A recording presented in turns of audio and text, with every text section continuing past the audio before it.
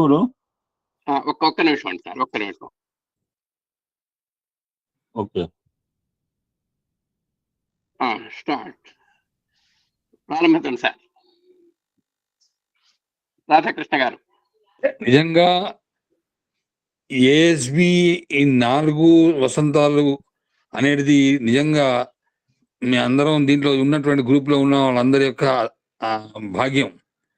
లక్ష్మీనారాయణ గారి దంపతులు ఎంతో శ్రమ కోర్చి, ఎంతో పట్టుదలతోటి బాబా యొక్క పూర్తి 100% సహకారంతో, బాబా ఆశీస్సులతోటి మా అందరినీ ధరించే విధంగా అన్ని విధాలుగా, ఒక మాట చెప్పాలంటే జీవితంలో నేను గాయత్రి మంత్రం ఇన్నిసార్లు చేసుకోవడం అనేది కేవలం ఈ దీంట్లో చేరిన తర్వాత నేను నేర్చుకున్నాను.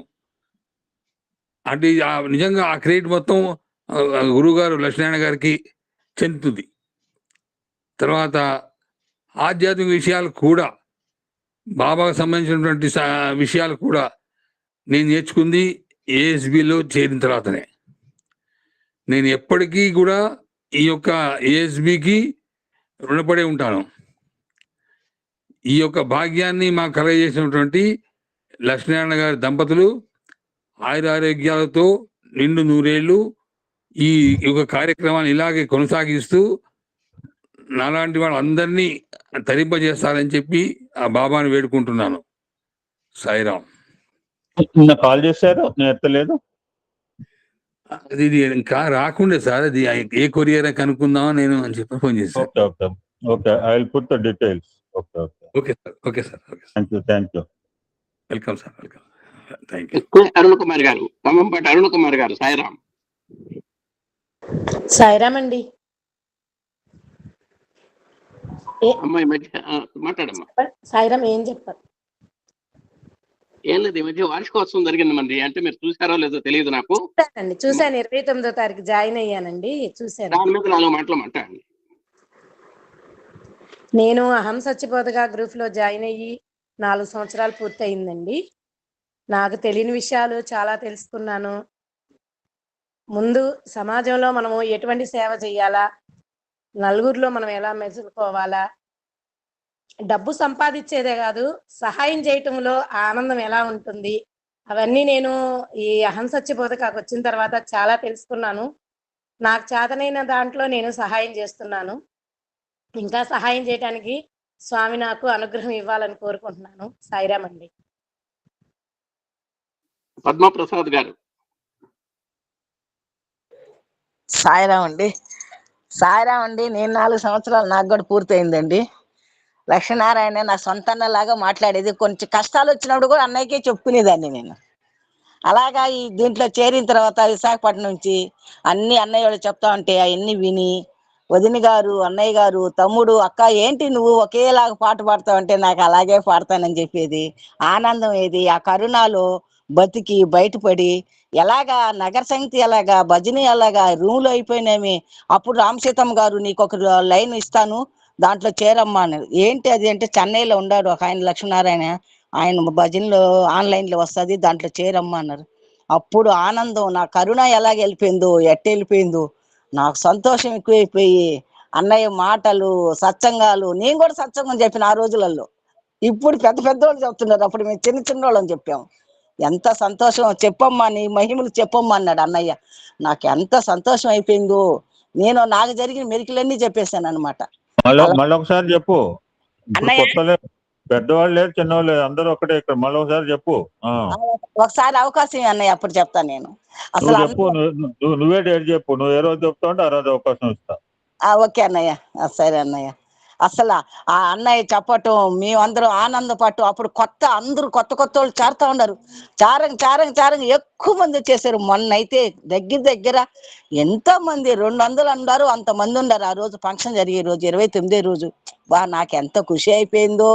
నేను అప్పుడప్పుడు ఈ ఒంట్లో బాగాలేకపోయినా కూడా నాకు ఆనందం. ముందు భజన ఉండాలి నాకు, అంతే.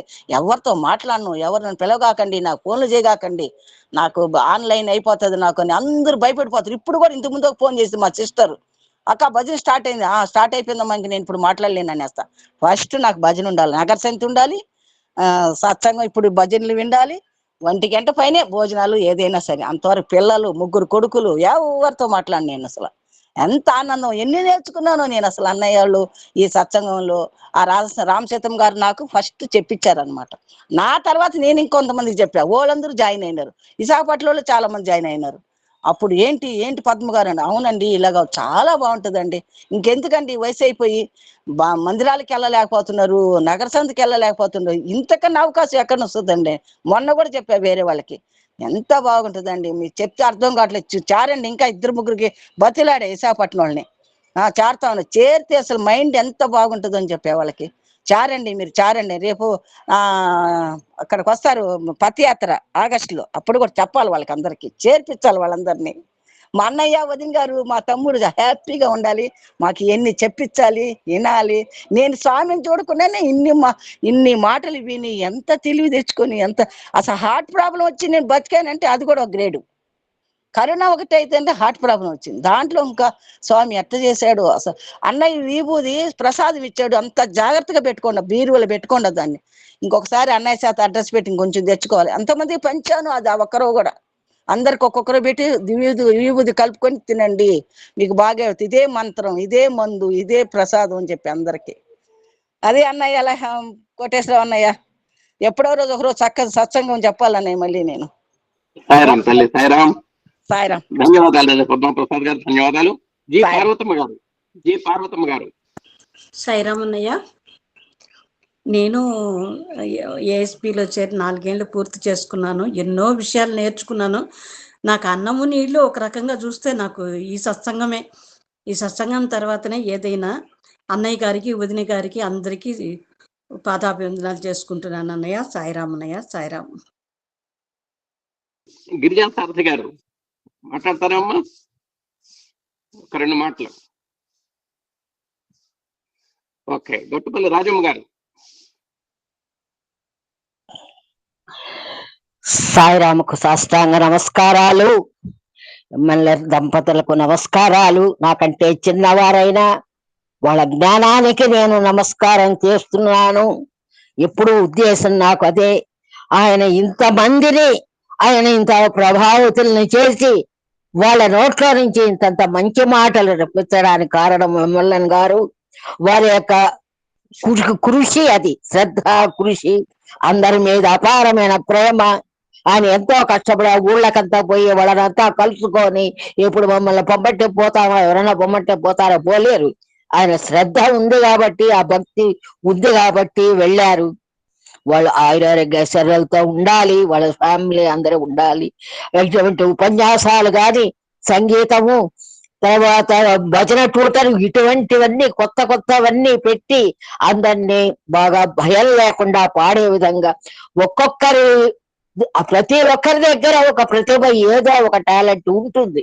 అది బయటికి తీసి ఆ టాలెంట్ ని వాళ్ళకి ధైర్యం చెప్పి అందరికీ వినిపించేటట్టు చేసే ఘనత మన ఎమ్మెల్యే గారికే ఉంది. ఇంకెవరికి అది రాదు. ప్రోత్సాహం, అందరినీ ప్రోత్సహించడం, అందరినీ ఆశీర్వదించడం. ఆయనకు ఒక రామకృష్ణ పరమహంస, ఒక వివేకానందుడు, ఒక రమణ మహర్షి, వీళ్ళు బుద్ధుడు, వీళ్ళ యొక్క జీవిత చరిత్రలు అంతా తెలియని వాళ్ళకు కూడా అంతా తెలిపి, ఎవరికన్నా తెలిస్తే వాళ్ళని గురించి మీరు చెప్పండి అని చెప్పి ఆ విధంగా ధైర్యం చెప్పి అందరికీ మీ ఇంట్లో కూర్చొని ఈ విధంగా సత్సంగాలన్నీ వింటున్నాము అంటే అది మా అదృష్టమే.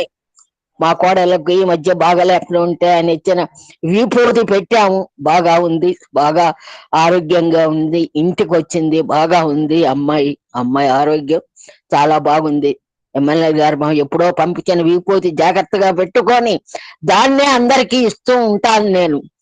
ఇంకో అమ్మాయికి కూడా అసలు ఏమి, అమెరికాలో ఒక పిడుగుపడి అసలు పడిపోయింది, చనిపోయిన అమ్మాయిని వాళ్ళు ఏదో బతికిచ్చారు. కానీ ఆ అమ్మాయి పరిస్థితి అలానే ఉంది, 2 సంవత్సరాలు అయింది.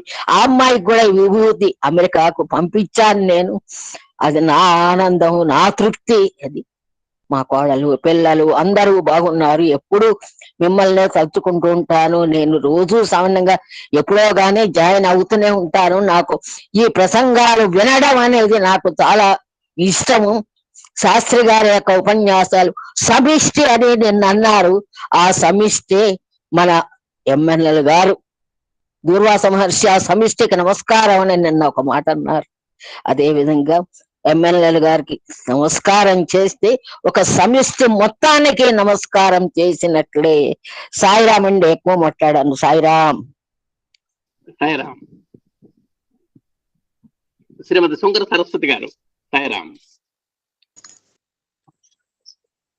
సాయిరామ్ అండి. సాయిరామ్. నేను ముందు అసలు నేను ఏఎస్బిలో ఎట్లా జాయిన్ అయినానంటే, గోవా సాయి గారు అని ఆంధ్రప్రదేశ్ స్పిరిచువల్ కోఆర్డినేటర్ అనమాట. ఆయన గారు నాకు 2-3 సార్లు టాపిక్స్ ఇచ్చారు. ఒక రోజు టాపిక్ చెప్పకపోతే లింక్ డిస్కనెక్ట్ అయిపోయింది, రాలే ఎంత ప్రయత్నం. మళ్ళీ రెండో అదే టాపిక్ మాట్లాడమని మళ్ళీ మెసేజ్ పెడితే రెండో రోజు కూడా మొదలు పెట్టా. కొంచెం మాట్లాడగానే అది కూడా పోయింది అనమాట. టాపిక్ ఏంటంటే జ్ఞాతం, దృష్టాతం అండ్ ప్రవేశం అనమాట. అది దాని గురించి.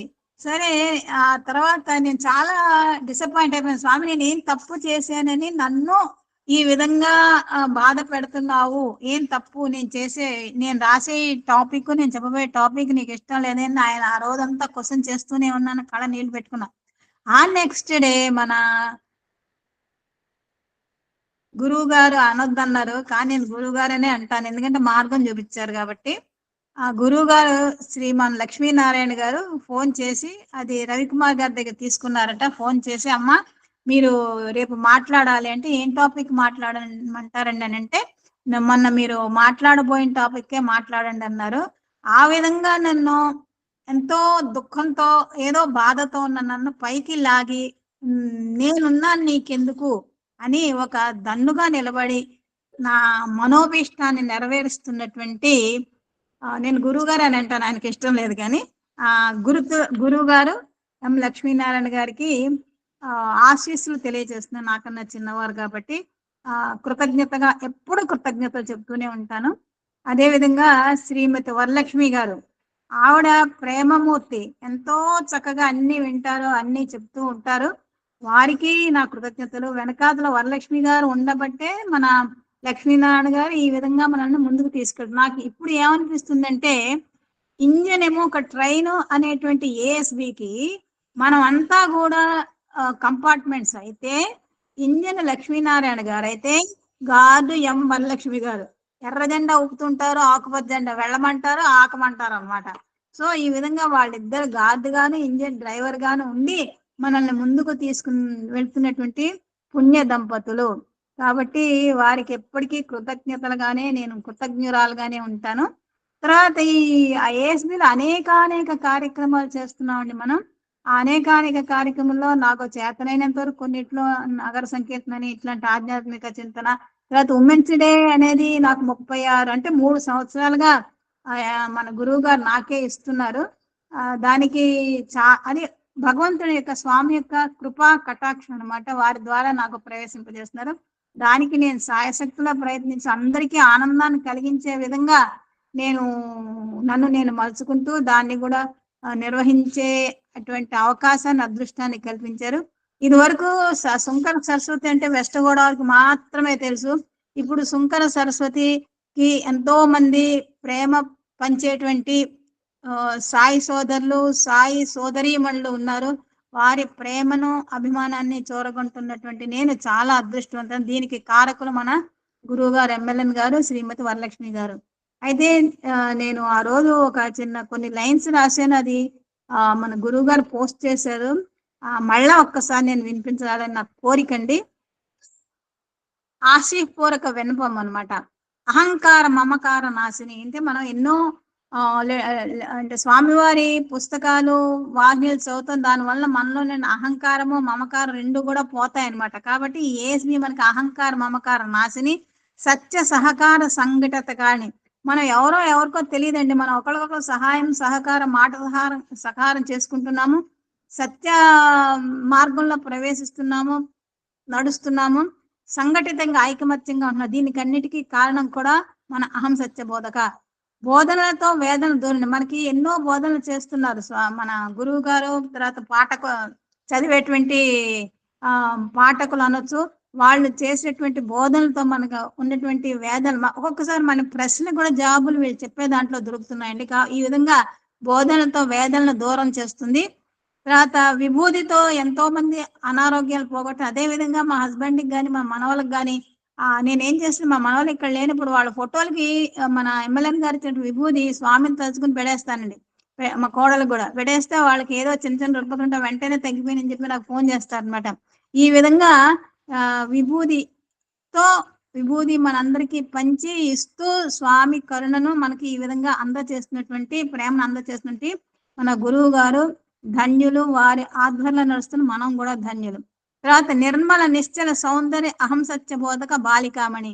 ఈ 4 సంవత్సరాలు కాబట్టి ఇది ఒక బాలిక అనమాట. బాలికల్లో మణి ఈ అహం సత్య బోధక.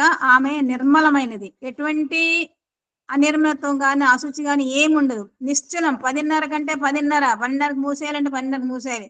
అదే సౌందర్యం ఒక వ్యక్తి యొక్క సౌందర్యము వారి యొక్క గుణగణాల మీద ఆధారపడి ఉంటుంది, కానీ మరి దేని మీద ఆధారపడదు. కాబట్టి నిశ్చలమైన నిర్మలమైన సౌందర్యం కలిగినటువంటి అహం సత్యబోధక బాలికామణి ఆశీర్వదిస్తున్నట్టు. వర్ధిల్లవమ్మ నిండు శతవత్సరాలు, ఇవే మా ఆశీస్సులని మా విఠల్ భగవాన్ గారు నేను చెప్తున్నాం. తర్వాత కోరికండి. శ్రీమతి శ్రీ మల్లెల వరలక్ష్మీనారాయణ పుణ్య దంపతుల నేతృత్వ కర్తృత్వ భాతృత్వ పితృత్వ మాతృత్వ గురుత్వ సఖ్యత్వ ప్రేమత్వ భావనలలో అహం సత్యబోధక బాలికామణి మెల్లగా చల్లగా హాయిగా సాగించవమ్మా నీ పయనం. నీ చల్లని నీడలో సేద తీరే భాగ్యం ఇమ్మ ఈ సభ్యులకందరికీ అని కోరుకుంటున్నాను. ఇక్కడ చివరిగా ఒక మాట అండి, చివరి కాదు బట్ ప్రేమపూర్వకంగా శ్రీమాన్ పి కోటేశ్వర మాస్టర్ గారు ఎప్పటికప్పుడు నా బాధ్యతని నా కర్తవ్యాన్ని తెలియచేస్తూ మెసేజెస్ పెడుతుంటారు. అక్క గారు అని పిలిచేటువంటి భాగ్యాన్ని కూడా నాకు ఇచ్చారు. ఆ తమ్ముడికి కృతజ్ఞతలు, అది నా అదృష్టం, వారికి నా ఆశీస్సులు. అదే విధంగా పార్థసారథి గారు, పద్మా బయ్యన గారు కూడా చాలా ప్రేమను పుత్రుని యొక్క వాత్సల్యాన్ని చూపిస్తున్నారు. వారికి ఆయురారోగ్యాలు ప్రసాదించమని స్వామిని కోరుకుంటున్నా. ఈ విధంగా మన ఎమ్మెల్యే గురువు గారు వరలక్ష్మి గారు, నా సహపాఠకులు కోటేశ్వర గారు, పద్మా బయ్యన, మన పార్థసారథి గారు, అందరికీ కూడా స్వామివారి దివ్యాశీస్సులు అనవరతం వర్షించాలని కోరుకుంటూ సాయిరామ్. ఈ అవకాశం ఇచ్చిన మీకు అందరికీ సాయిరామ్. సరే మేడం, నేను మేడం అంటే అప్పుడు కరోనా టైంలో కదా, నేను మరి నా ఏజ్ ఉందో లేదో నాకు తెలియదు, కానీ ఎవరైనా ఇట్లా పెద్ద పెద్ద వాళ్ళు మెసేజ్లు ఎవరైనా పెడుతుండేవారు. సో పలానా తూర్పుగోదావరి జిల్లాలో ఇట్లా అంటే వెళ్ళినాను. మేడం సత్సంగాన్ని ఫస్ట్ టైం వెళ్ళాను. మేడం క్లియర్ గా చెప్పలేదు. సరే చాలాసేపు, ఎందుకంటే అప్పుడు ఇనిషియల్ డేస్ కదండి, సిగ్నల్ ఉండొచ్చు, గూగుల్ మీట్ లో వస్తాం రావటము పోవటం ఇంతటి అయిపోయినా ఆ రోజులో మనకి ప్రారంభ దశలో ఉన్నాం కనుక. సో వాట్ హ్యాపెండ్, ఈవిడ పాపం ప్రయత్నం చేస్తాను, ఆవిడ ప్రయత్నం లోపం లేదు. ఇప్పుడు నేను మాట్లాడడానికి ప్రయత్నం చేస్తే మీకు వినపడకపోతే నేనేం చేస్తా? అలాగే జరిగింది. ఈవిడికే కాదు, ఎమినెంట్ స్పీకర్ డిసప్పాయింట్ వెళ్ళిపోయినా ఒక్కడే ఉన్నాడు ఇక్కడ. ఈ 4 సంవత్సరాల కాలంలో ఇక్కడికి వచ్చి సత్సంగా చెప్పకుండా తిరిగి ముఖం పట్టినాయని ఒక ఆయనే ఉన్నాడు, ఖమ్మం ఆయన. ఎవ్వరికి అట్లా జరగలేదు. దానికి కూడా కారణం ఉంది. ఇది రీజన్. స్వామి మొన్న ఏమన్నారు, మీరెంత తప్పులైన బట్ కించిత్ అహంకారాన్ని హీ కెనాట్ బేర్. మీరెంత తప్పులు చేసినా హీ విల్ ఎక్స్క్యూజ్ ప్రేమతో, బట్ కించిత్ అహంకారం కూడా. సో ఆ విధంగా పాపం ట్రై చేసినప్పుడు సడన్ గా చాలా మంది జాయిన్ అయ్యారు. ఎవడు మాట్లాడతారండి సడన్ గా? ఎవడు మాట్లాడతారండి? ఇప్పుడంటే ఏఎస్బీలో ఎవడైనా మాట్లాడతారు. ఇప్పుడు తక్కువని ఎవరైనా చెప్పండి, anybody can speak for half an hour. అప్పుడు ఎం రామకృష్ణ అని విజయనగర్ ఆయన మాట్లాడాడు. Thank you so much sister. Thank you for love and effects. Sairam sir. Sairam. Shastri గారండి. శాస్త్రి గారు ఎవరు సార్? మన డిఎస్ శాస్త్రి గారేనా? మాకు అనుమానంగా ఉంది. శాస్త్రి గారు హాజరయ్యారు ఎవరు? ఒక్కసారి సాయిరామ్ సార్. సాయిరామ్, నేను రత్నాల శాస్త్రి. చెప్పండి sir. Okay sir, welcome sir. Sairam. Sairam. Sairam. నేను మన పడాల ప్రసాద్ గారు అని శ్రీకాకుళం, ఆయన ద్వారా నేను ఈ అహం సత్యబోధకు వచ్చాను. ఈ మధ్య కాలంలో నేను కొన్ని పరిస్థితుల వల్ల, నా హెల్త్ కండిషన్ వల్ల, ప్లస్ ఏవో ఆర్థిక పరిస్థితుల వల్ల నేను రాలేకపోతున్నాను. బట్ నేను రెగ్యులర్ గా వచ్చేవాడిని. 1.5 year నేను రెగ్యులర్ గా అటెండ్ అయ్యాను. అయితే మనం ఒక విషయం నేను చెప్పదలుచుకున్నాను. మెయిన్ గా మన యూట్యూబ్ లో కూడా మనం సత్సంగాలు చాలా విన్నాం, కానీ ఇటువంటి సత్సంగాలు యూట్యూబ్ లో కూడా దొరకవు. అటువంటి సత్సంగాలు మన ఎమ్మెల్యే గారి దీంట్లో నేను వినడం జరిగింది. ఒకరేంటి ఎంతమందో ఈ సత్సంగాలు చేయించారు అయినా. ఆ తర్వాత ఈయన నిజంగాను ఈయన ఫౌండేషన్ నిజంగా చెప్పుకోదగ్గది. ఇన్ని సంవత్సరాలు రెగ్యులర్ గా చేస్తున్నారు అంటే స్వామి ఈయనకి ఇచ్చిన శక్తి. ఆ తర్వాత ఈయన నాకు పంపించారు విభూది. నాకు లెఫ్ట్ హ్యాండ్ సమంగా ఇదయ్యేది కాదు, చాలా వణుకుతూ ఉండేది. ఆయనకి చెప్పాను. ఆయన అన్నారు, స్వామిని తలుచుకొని రాసుకో తగ్గుతుందని. ఆ విధంగా చేస్తే ఇప్పుడు మాక్సిమం అంటే 25% ఉంది ఆ షివరింగ్, బట్ తగ్గింది. అయితే నేను చెప్పదలుచుకుంది ఇది. అంతగా నేనేం మరేం చెప్పలేను. ఆయన నిజంగా ఈ అహం సత్యబోధకి ఫౌండర్ అంటే నిజంగా ఫౌండరే. ఆయన గాని మేడం గారు వరలక్ష్మి గారు గాని అతి భక్తి శ్రద్ధలతో స్వామిని నమ్ముకొని స్వామి కార్యక్రమాలు చేయిస్తూ చాలా భక్తిగా శ్రద్ధలతో చేస్తున్నారు. సాయిరామ్. సాయిరామ్ సార్, శాస్త్రి గారు సాయిరామ్ సార్. వి సుబ్రహ్మణ్యం గారు బెంగళూరు. సార్ సుబ్రహ్మణ్యం గారు. ఓకే. అనురాధ మేడం గారు. అనురాధ గారు చెన్నై. సాయిరామ్ సార్, నేను అహం సత్యబోధకలో జాయిన్ 300 ఎపిసోడ్స్ ఏదో జరుగుతున్నప్పుడు జాయిన్ అవ్వడం జరిగింది సార్. అది ఒక స్వామి ఒక సంకల్పము. నాకు ఒక 10 మందిలో వచ్చి నాకు ఒక 10 మాటలు కూడా మాట్లాడడం నాకు చేత కాదు. అప్పుడు ఎమ్మెల్యే సార్ గారు నా పైన నమ్మకం, ఆయనకు నాకైతే అస్సలు నమ్మకం లేదు. స్వామినే అనుకోని మాట్లాడడం మొదలు పెట్టాను. అప్పుడు ఆ విధంగా జాయిన్ అయింది. చాలా మార్పు నాలో ఒక వస్తూ ఉంది. ఈ 4 ఏళ్ల జీవితంలో ఎంత మార్పు అంటే స్వామి తెస్తున్నారు ఆ మార్పు. He is raising my vibrational energy. It is not మార్పు అంటే it is not a mental activity, it is not a physical activity. But Swami వచ్చి ఆ శక్తి అది మొన్న ఈ మధ్య కాలంలో ఎమ్మెల్యే సార్ ఒక వీడియో ఒకటి పోస్ట్ చేశారు. దాన్ని ఎంతమంది చూశారో, నేనే అన్ని చూడను, కానీ ఆ పర్టికులర్ వీడియో నాకు వచ్చి చేరింది. అది నేను చూడడం జరిగింది ఆ వీడియో. ఆ విధంగా ఆయన హీఈస్ రైజింగ్ మై బాడీలో వైబ్రేషనల్ ఎనర్జీ పెంచుతున్నారు, ఇన్ కాన్షియస్ లెవెల్స్ ఒక విధంగా తీసుకెళ్తున్నారు స్వామి. అది ఏ మార్పు అనేది చెప్పలేము. అది అంటే స్వామి చెప్తుంటారు కదా, ఆ స్థితికి ఆయన అనుష్ఠాన దశకి ఆయన మనల్ని తీసుకెళ్తున్నారు. It is beyond words, beyond thoughts, beyond feelings. Swami, I thank Swami very much for bringing me in this divine connection. MLN sir for all he's the ఆయన ఇన్స్ట్రుమెంట్ గా చేసుకొని స్వామి ఆ దంపతులు పుణ్య దంపతులు, they are the chosen couple. ఇలాంటిది చాలా మందికి జరుగుతూ ఉండవచ్చు. బట్ ఐ థింక్ నాకు ఈ మధ్య కాలంలో కొంచెము ఒంట్లో కూడా నేను సరిగ్గా లాగిన్ అవ్వలేకపోతున్నాను, జాయిన్ అవ్వలేకపోతున్నాను. ఎందుకంటే నొప్పుల కారణంగా. ఆ నొప్పులు కూడా ఎందుకంటే చెప్పుకుంటున్నానంటే అది ఏదో కాకతాళీయంగా దేహ సంబంధమైన నొప్పులు కాదు సాయిరామ్.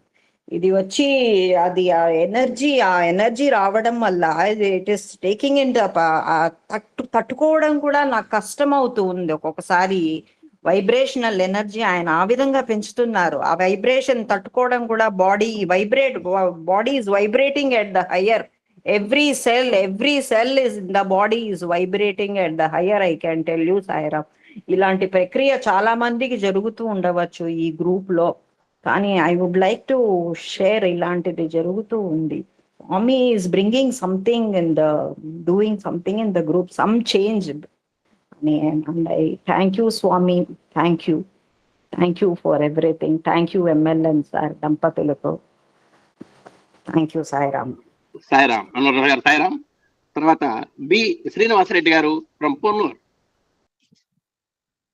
సాయిరామ్ సార్. బి శ్రీనివాసరెడ్డి గారు. జి భ్రమరామ్మ గారు సాయిరామ్. సాయిరామ్ అందరికీ సాయిరామ్.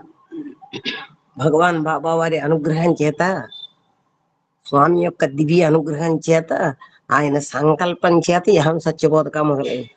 ఆయన కావలసిన పనిముట్లని వజ్రాలు లాంటి వాళ్ళందరినీ కూడా ఎంచుకున్నారు.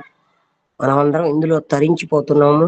అనురాధ గారు, సుందరి గారు వీళ్ళు నాకు యహం సత్యబోధకాన్ని పరిచయం చేశారు. పరిచయం చేసిన నాటి నుంచి ఎంత డెవలప్ అయ్యానో నాకు తెలుసు. ఎన్ని ఛాన్సులు ఇచ్చారో లక్ష్మీనారాయణ గారు అయితే, ఎన్ని ఛాన్సులు ఇచ్చారో బాల వికాస్ పిల్లలతో, మహిళలతో, యూత్తో ఎన్ని ప్రోగ్రాములు చేసుకున్నాం యహం సత్యబోధకాలం.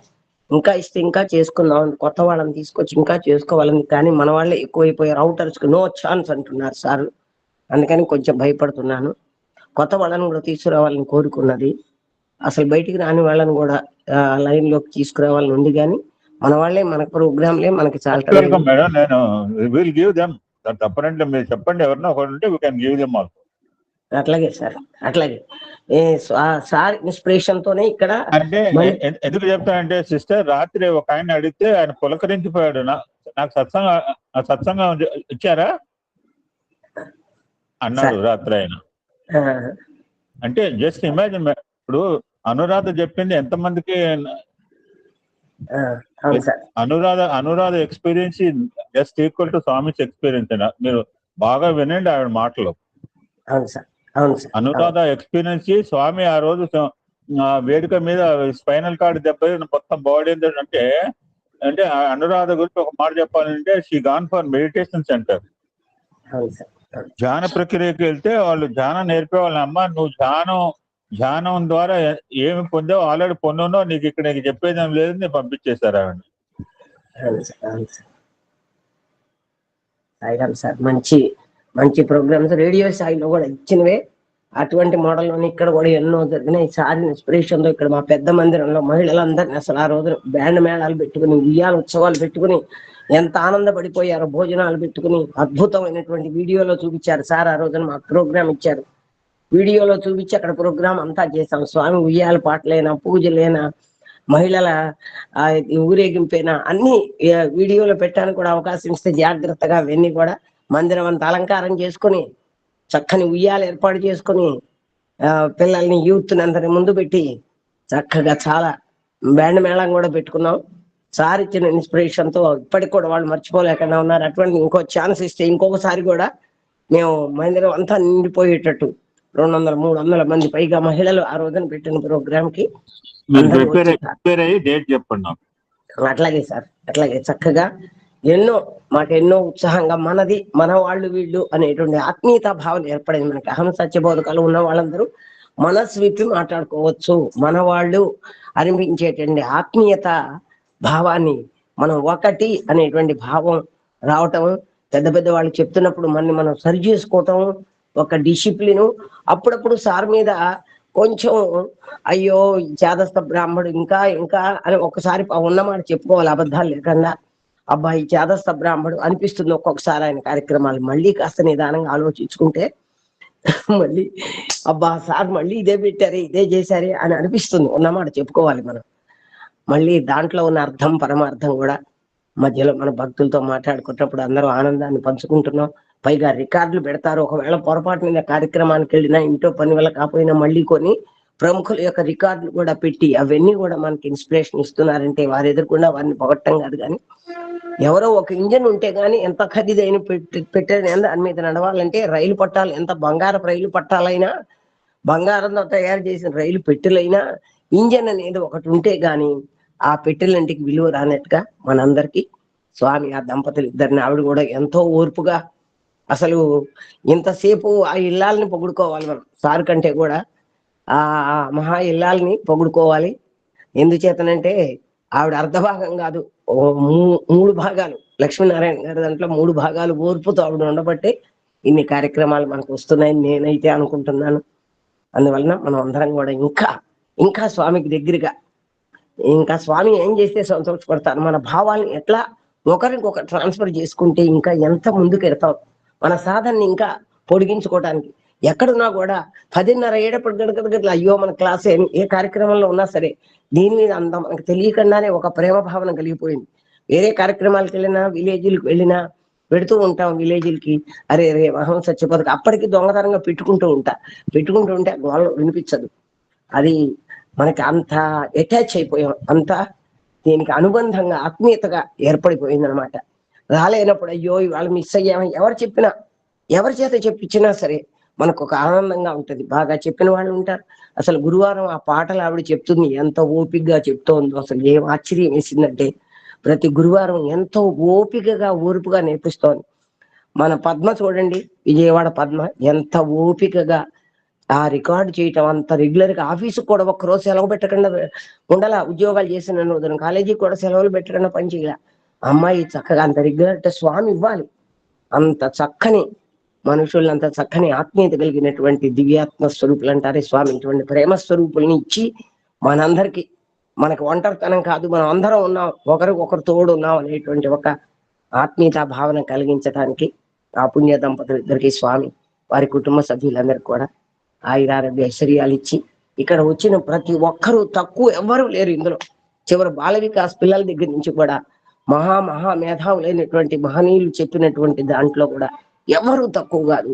అందరినీ స్వామి తన ఊళ్ళో చేర్చుకుని ఆనందంగా లాలిస్తూ పాలిస్తూ మనందరినీ కూడా తన హక్కును చేర్చుకున్నాడు.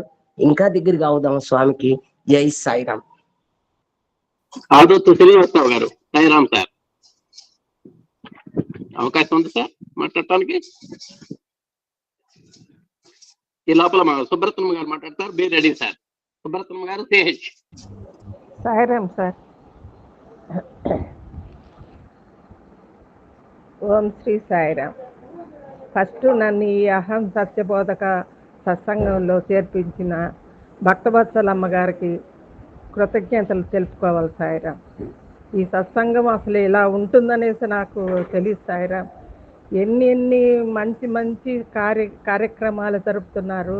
అహం సత్యబోధక సత్సంగం 4 సంవత్సరాలు పూర్తయి 5వ సంవత్సరంలో అడుగుడిపోతున్న సందర్భంగా అహం సత్యబోధక స్థాపకులు మరియు శ్రీ మల్లెల్ల లక్ష్మీనారాయణ గారికి, వారి ధర్మపత్ని మల్లెల్ల వరలక్ష్మి గారికి హృదయపూర్వక అభినందనలు తెలుపుతూ, ఈ అహం సత్యబోధక వృక్షం శాఖోపశాఖలై ఎందరో సత్సంగకర్తలచే సత్సంగాలు జరిపిస్తూ వృద్ధి చెందాలని కోరుకుంటున్నాం.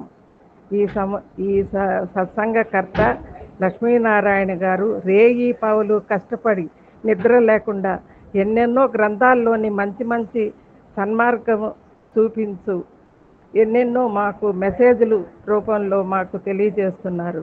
స్వార్థరహితుడు, మిద్దెలు కావు, పూరి గుడిసెలు కావు.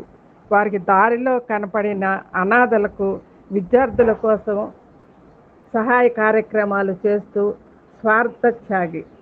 ఈ ఊరు ఆ ఊరు అని కాదు, ఫారినర్స్ కూడా విభూతి ప్రసాదం పంపించి వారికున్న బాధలు తీరుస్తున్న ప్రేమధనుడు.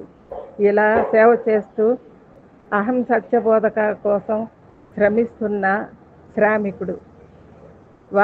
వారి సతీమణి వారికి తగ్గట్టుగా ఆయనకి అనుకువైన పత్నిని దొరికింది. ఆయన సేవలకు అనుగుణంగా పోతూ ఎంతో మంచి కార్యాలకి, స్పోకన్ ఇంగ్లీష్ క్లాసులకి, బాలవాడి స్కూల్స్కి వెళ్తూ చాలా చక్కగా సహాయం చేస్తున్నారు. ఆ సాయిరాముని నాకు ఆత్మీయుడు ఆయన. అమ్మాని నన్ను ఎంత నోరార పిలిచినంతనే నా కంట నీరు ఆగలేదు. ఆయన ఇంటికి పోయినప్పుడు నా హృదయం అట్లే ద్రవించింది. నువ్వు అమ్మవే నాకు. సాయిరాం చల్లగా చూడాలి సాయిరాం. నీకు మాట చెప్తున్నా, మొన్న 5 రోజులు మేము బ్లడ్ టెస్ట్లు స్కానింగ్ చేయించుకొస్తే నిన్ననే రిపోర్ట్లు వచ్చినాయి. ఈ టైం కూడా వెళ్ళారు, నేను వెళ్ళలేదు. మా అబ్బాయి అంటాడు, నాన్న నీ రీడింగ్స్ అని ఎట్లా తొప్పించారంటే నాన్న, అన్బిలీవబుల్ రీడింగ్స్ సార్ అన్నవి. నా గొప్పతనం కాదు. మా దగ్గర డాక్టర్ అనేవాడు వెంకటరమణి గారు. ఆయన ఎందుకనేవాడంటే మా ఆశ్రమంలో వృత్తులు చేయబట్టుకుని ఆయన దగ్గర చెకప్ తీసుకెళ్తుంటే ఆయన అనేవాడు, ఈ కలికాలంలో తల్లిదండ్రులు కూడా చూసే పిల్లలు మీరు ఆయన సార్ మీ బ్లడ్ రిపోర్ట్ నేను చూడక్కర్లేదు సార్, ఇట్స్ ఫిక్స్డ్. మనం 10 మందికి హితానికి 10 మందికి సేవ చేయాలంటే మన లోపల ఆర్గాన్స్ ఎలా ఉంటాయంటే అలానే హీ విల్ డీజర్మా. మన ఆచార వ్యవహారాలు మన జీవన శైలి బట్టి లోపల బ్లడ్ కూడా అలానే ఉంటదమ్మా. థ్యాంక్ యూ అమ్మా. వచ్చినప్పుడు మీరు చూపించిన ఆదరణ అభిమానాలు మర్చిపోలేను సాయిరా. నా జీవితంలో I want to come to see మీ దగ్గర నేను చూడటానికి రావాలని లోపల కోరిక ఉంది. ఇంకొక టెస్ట్ చేయించుకోవాలి. అవి కమ్ మీ దగ్గరకు వస్తా. సరే సాయిరామ్. సాయిరమ్మ వరలక్ష్మి గారు సాయిరామ్. శ్రీనివాస జస్ట్ ఎవరు వస్తే బయటకు వెళ్ళాను, మీరు పిలిచారని చెప్పి మా మిస్సెస్ తెలుసుకుని ఆమెకు ఆన్సర్ చేయడం కుదరలేదు సార్. సాయిరామ్ సార్. సాయిరామ్ సుబ్రతం గారు సాయిరామ్ అండి, మంచి మంచి విషయాలు చెప్పారు. ఆదుర్తి శ్రీనివాసరావు గారు. సాయిరామ్ అండి. ముందుగా వారి పాదపద్మంతో శతకోటి వందనములు తెలియజేసుకుంటున్నాను సాయి. అలాగే మన గురువు గారు అయినటువంటి లక్ష్మీనారాయణ గారు, మన వరలక్ష్మి మేడం గారికి నా పాదాబంధం తెలియజేసుకుంటున్నాను తండ్రి. ఏఎస్బిలో నేను జాయిన్ అయ్యి ఒక 2 సంవత్సరాలు అవుతుంది సాయిరామ్. అయితే మనకి ఏఎస్బిలోని జాయిన్ అయిన తర్వాత నేను అబ్జర్వ్ చేసింది నాలో ఏంటంటే ఒక మార్పు, అందరితోటి కలిసి ప్రేమగా ఉండడం. తర్వాత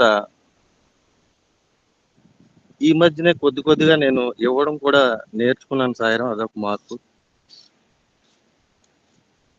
ఎన్నో కార్యక్రమాలు మన గురువుగారు అందరికీ కూడా ఇష్టపడే విధంగా చేయిస్తూ స్వామి చెప్పినటువంటి వాకులన్నీ కూడా మన లక్ష్మీనారాయణరావు గారు చక్కగా నిర్వర్తిస్తున్నారు. అందుకు ధన్యవాదాలు తెలుపుకుంటున్నాను సాయిరామ్. ఈ డ్యూటీలో ఉండడం వల్ల కొద్దిగా సరిగా మాట్లాడలేకపోతున్నాను. అందరికీ ధన్యవాదాలు సాయిరామ్. సార్. ప్రకీర్తన శ్రీదేవి గారు, బెంగళూరు. దీని తర్వాత శ్రీనివాస్ రెడ్డి దాన్ని తను కంక్లూడ్ సార్, ఎందుకంటే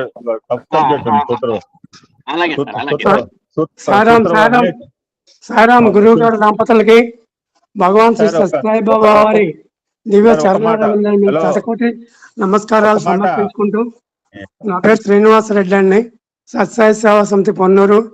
గురువు గారు ఎంతో అనుగ్రహంతో మా గృహానికి విచ్చేయటం మా పూర్వ సుకృతంగా భావించి మేము ఎంతో సంతోషపడుతూ ఉన్నాం. మేము అప్పటి నుంచి కూడా దాదాపు 2007 నుంచి స్వామి మార్గంలో ప్రయాణం చేస్తూ ఉన్నాం. అన్ని రకాలైనటువంటి సేవా కార్యక్రమాలకి మిగతా అన్నిటికి కూడా స్వామి అనుగ్రహాలతో పెద్దల యొక్క దీవెనలతో మేము ప్రొసీడ్ అవుతూ ఉన్నాం. మాకు లక్ష్మీనారాయణ గారు అనుగ్రహించినటువంటి అనుగ్రహ భాషణం, అలాగే మాకు ఇచ్చేసి మా దంపతులకి ఆశీర్వచనం చేసినటువంటిది ఈ జన్మకి మేము మర్చిపోలేము. అలాగే వాళ్ళ మిస్సెస్ గారు కూడా మా ఇంటి దగ్గర నుంచి ఫోన్ చేసి చెప్పారు. ఆమెకు కూడా మేము శతవిధాల ధన్యవాదాలు తెలియజేసుకుంటున్నాం. సాయిరామ్. ఒక్క నిమిషం సార్, మేమేదో గుడికి వెళ్తుంటే గుడి పక్కన ఇల్లు అని కన్వీనర్ గారు దాడికి అడగటం జరిగిందండి. మేము గుడికి పోవటమే నా ప్రోగ్రాంలో ఇలా ఉంటాయండి. లేజినెస్ లో ఫస్ట్ అనమాట. నేను 7ంటికి గుడి అంటే 10ంటికి కూడా రెడీ కాలేదు. 10ంటి కంటే సత్సంగం అవుతుంది. నేను అన్నాను అప్పుడు గుడి లేదు బడి లేదు. అప్పుడు ఆయన బ్రేక్ఫాస్ట్ అన్నాడు. తిండి గోళ నాకు ఎక్కువ కదా. వెళ్తే అమ్మ పెట్టిందండి, ఇడ్లీ పెట్టింది, వడ పెట్టింది, ఆవడ పెట్టింది అన్ని. మీరు నిన్న ఫోటో పెట్టానండి మీరు, ఎందుకంటే అప్పుడప్పుడు నేను చూసుకుంటుంటాను. నేను ఆ దంపతులు ఇద్దరికి నా వెనక వాళ్ళిద్దరు కుర్చీలో కూర్చుంటే నేను వెనక నుంచున్నాను. వాళ్ళ చేతుల్లో నా చేయి వాళ్ళు పట్టుకున్నారు, నేను వాళ్ళ చేయి పట్టుకున్నాను. మరి నేను వాళ్ళ చేతి పట్టుకున్నాను అనుకుంటున్నారు వాళ్ళు, మరి నా చేయి పట్టుకున్నారు వాళ్ళు అనుకుంటారేమో. ఆ శ్రీమూర్తి చూడండి, how she doing meditation when I'm touching her body. You see the photo. నిన్ననే పెట్టాను. ఆ వెనకాల నుంచున్నాను, దంపతులు వెనకాల పెద్దవాళ్ళు కదండి వాళ్ళిద్దరు. అవునమ్మా, అవును సార్. ఎంత అద్భుతమైన ఎంత ఎంత అవలీలుగా వండేస్తుంది అది నారాయణ ప్రసాదం అంటే ఆ అమ్మాయి చేస్తుంది మొత్తం. ఎంత రాధిక ఇంట్లో కూడా ఆవిడే చేసి తీసుకొచ్చిందండి. పుణ్య దంపతులు సార్ పొన్నూరు పోవటము అదృష్టము, ఈ పుణ్య దంపతులు చూడటం నా అదృష్టం అండి. సాయిరామ్ సార్. చివరిగా ప్రకీర్తన శ్రీదేవి, దశరథరామయ్య గారు ఇద్దరు మాట్లాడతారు. ప్రకీర్తన శ్రీదేవి గారు. సాయిరామ్ అండి. ఓం శ్రీ సాయిరామ్. జై గురుదేవ్. మాతాపితృ సమానులైనటువంటి అమ్మకి, లక్ష్మీనారాయణ గారికి పాదాలకి నమస్కరిస్తూ, ఇక్కడ వచ్చిన తర్వాత నేను 2.5 years ఏమో అవుతుందేమో అనండి నేను ఇక్కడొచ్చి. నాకైతే ఏమో కొత్త లైఫ్ చూస్తున్నట్టుగా అనిపిస్తోంది. ఎందుకంటే కొంచెం మాకేదో కొంచెం చిన్న ప్రాబ్లం ఉండేది. దాని నుంచి బయట వచ్చానన్నమాట. ఎందుకంటే ప్రతిరోజు కూడా ఏదో ఒక విషయం, గొప్ప గొప్ప మహానుభావులు ఈ వేదికని అలంకరిస్తూ వాళ్ళ యొక్క ప్రసంగాలు వింటూ చాలా హ్యాపీ అనిపించింది. సో బాపట్లలో అయినప్పుడు నేను లక్ష్మీనారాయణ గారిని చూడడం అంటే శతరుద్రియానికి వెళ్ళాను. అప్పుడు గురూజీ వస్తున్నారని చెప్పి చాలా హ్యాపీ అయిందన్నమాట. పార్థసారథి గారికి చెప్పి, ఏమండి నన్ను కొంచెం అక్కడికి డ్రాప్ చేయండి అని చెప్పి రాత్రి ఆయన దగ్గరికి వెళ్ళడం అయింది. చాలా చాలా సంతోషపడ్డాను నేను. ఇంకొకటి ఏమంటే ఇక్కడ మన జిఎల్ సరస్వతి గారు అమ్మ గాని, తర్వాత మన ఎవరు కోటేశ్వరరావు గారు గాని, సో వీళ్ళందరూ కూడా ఏంటంటే చాలా ఇన్స్పిరేషన్ గా నాకు అనిపించారు. ప్రతి విషయంలోని కూడా వీళ్ళు ఒక గొప్ప నాకు అంటే ముందు నిలబడి స్వామి ఉన్నారు, వీళ్ళు నా చెయ్యి పట్టి నడిపిస్తున్నట్టుగా నేను భావన చేస్తున్నాను. సో లైఫ్ చాలా చాలా సాఫీగా జరుగుతుంది అన్న ఫీల్ నాకు వచ్చిందన్నమాట. So I feel very happy. So Swami దివ్య చరణారవిందములకు నా అనంత కోటి నమస్కారాలు సమర్పిస్తూ ఓం శ్రీ సాయిరామ్. జై గురుదేవ. ఈ అమ్మాయి జనరల్ గా రామకృష్ణ పరమహంస ఎందుకు ఏడుస్తాడో మన గురించి చాలాసార్లు అనుకోండి, మళ్ళా వద్దు అంటది అనమాట. 50 సంవత్సరాలు అయిపోయింది, సగం జీవితం తగలబడిపోయింది అని ఎప్పుడు తపన చెందుతుంది.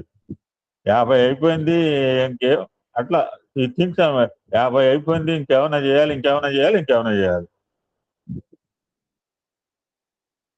సాయిరామ్ సార్. చివరిగా దశరథరామయ్య గారు.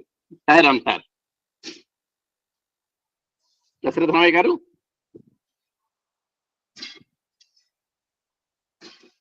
అమ్మా ఎం రాధిక మాట్లాడు చివరిలో. ఎం రాధిక ఉన్నారా?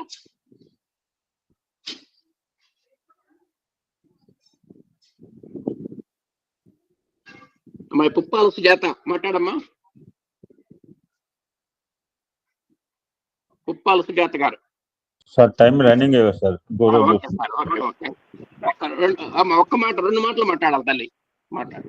సాయిరామ్. నేను కూడా ఆంసత్య బోధకాలోని 2 సంవత్సరాలు అవుతుంది. మాకు ఇంత దీనిగా చూసే గురువు గారు, మమ్మల్ని ముందుకు నడిపించే గురువు గారు మాకు దొరికారు.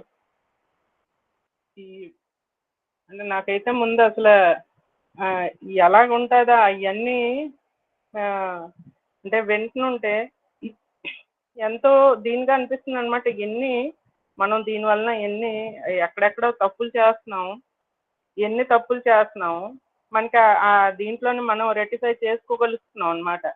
అంటే అందరివి బోధనలో ఒక్కొక్కరు చెప్తుంటే ఆ గురువు గారు కూడా వచ్చి మనకి అన్ని ఇక్కడ తప్పున్నదమ్మా, ఇక్కడ ఇది అనేసి చెప్పినట్టుగా మనకు అనిపిస్తుంది. ఏదైతే మన క్వశ్చన్ మనసులోనే ఉంటుందో దానికి ఆన్సర్ మనకి దీంట్లో దొరికిపోతుంది. గురుగారి దయ వల్ల మేము ఇంత దీనిగా దీంట్లోనే మధ్యలో రాలేకపోతున్నాం, కానీ ఏదో కారణాల వలన కానీ ఎప్పుడు కూడా మనసులోనే ఉంటుంది.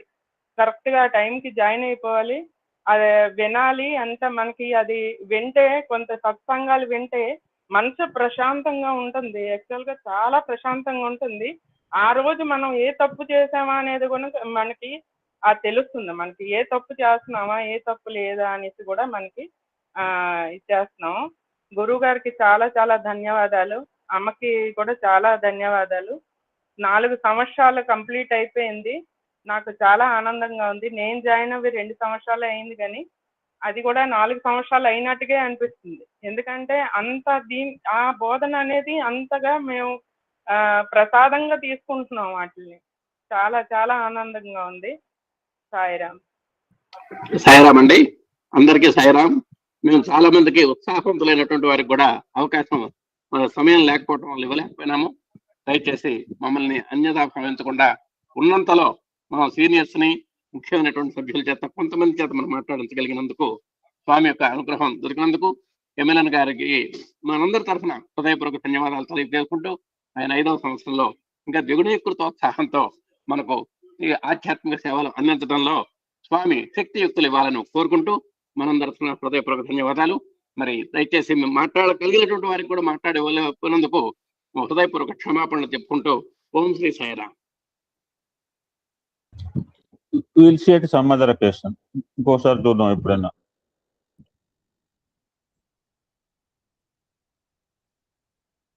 ఓం శ్రీ సాయిరామ్. ఓంకార బీజ రూపాయ సర్వేశాయ జగత్పతే ప్రథమాయ నమస్తుభ్యం ఈ సత్యసాయి గణాధిప అండి. Thank you so much. మీ అందరికి అపారమైన ప్రేమకి నా మీద, స్వామి మీద. స్వామి ప్రేమే, అంతేగాని నాదేం లేదు. I'm nothing doing. సూత్రవాహిని ఎవరో సోదరిమణి షీ విల్ టేకప్ 7వ సూత్రము ఆల్మోస్ట్ 50% అయిపోయిందండి. More than 50% we have completed. Only 1/3 మిగిలింది. విల్ ట్రై టు మధ్య మధ్య ఇలాగ, ఎందుకంటే ఒక్కసారి పెట్టినా కానీ ఇబ్బందిగా ఉంటుంది. ఎందుకంటే ఇప్పుడు నాకు తెలుస్తుంది, నేను మాట్లాడితే నాకు తెలుస్తుంది. మనం ఏం చేస్తున్నామంటే ఒక కొత్త సూత్రం ముందు పాత సూత్రాన్ని పునశ్చరణ చేసుకుని పెట్టి, మన మూర్తి గారు అన్నారు, వాహినీలోనే అద్దాల బీరువాలో ఉంటే అలానే ఉంటాయి.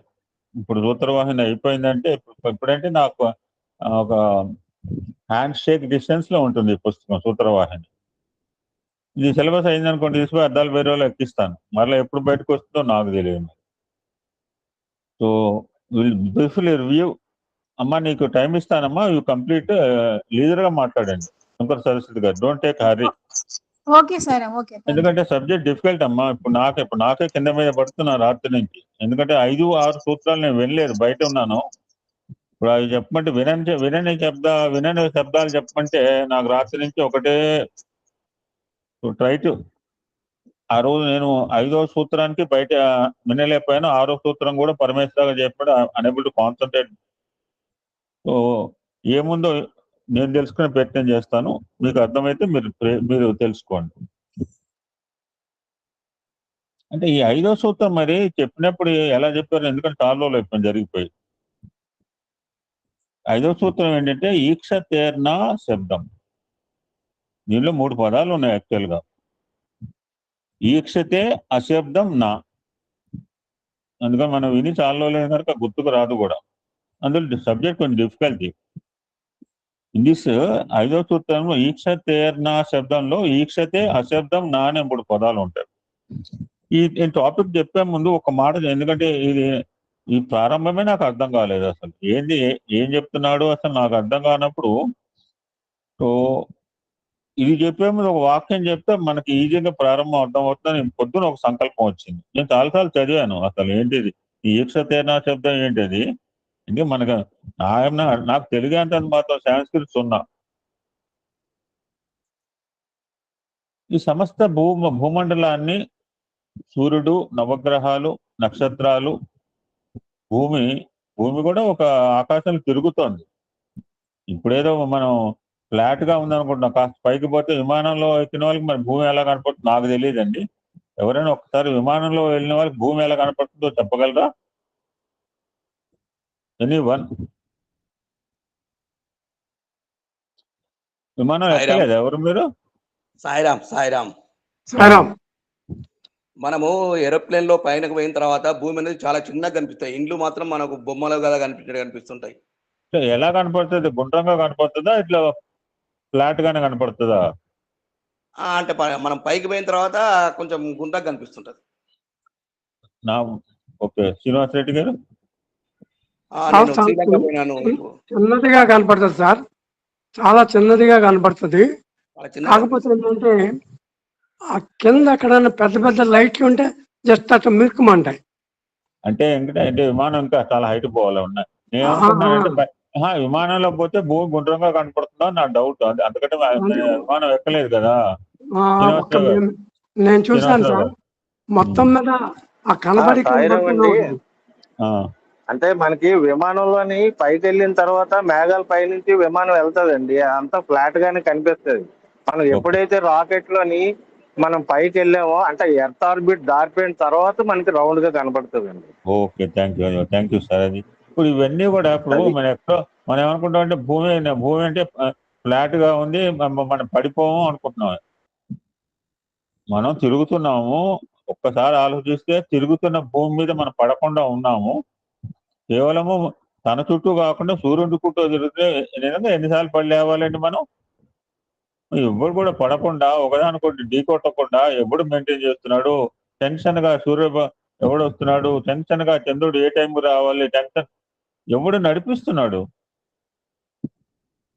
సో కనిపించిన ఒక అద్వితీయమైన శక్తి అయితే ఉన్నదని మనందరికీ ఇన్ని రోజులు చెప్పిన తర్వాత సత్సంగం తర్వాత కూడా మనకు అర్థం కాలేదంటే మనం ఏం చేయలేం. ఇక్కడ రానివాడు కూడా చెప్తాడండి, సత్సంగా రానివాడు కూడా చెప్తాడు, ఒక కనిపించిన శక్తి నడిపిస్తోంది అని ఖచ్చితంగా ఉంది. అది శబ్ద ప్రమాణము, అది వేద ప్రమాణము.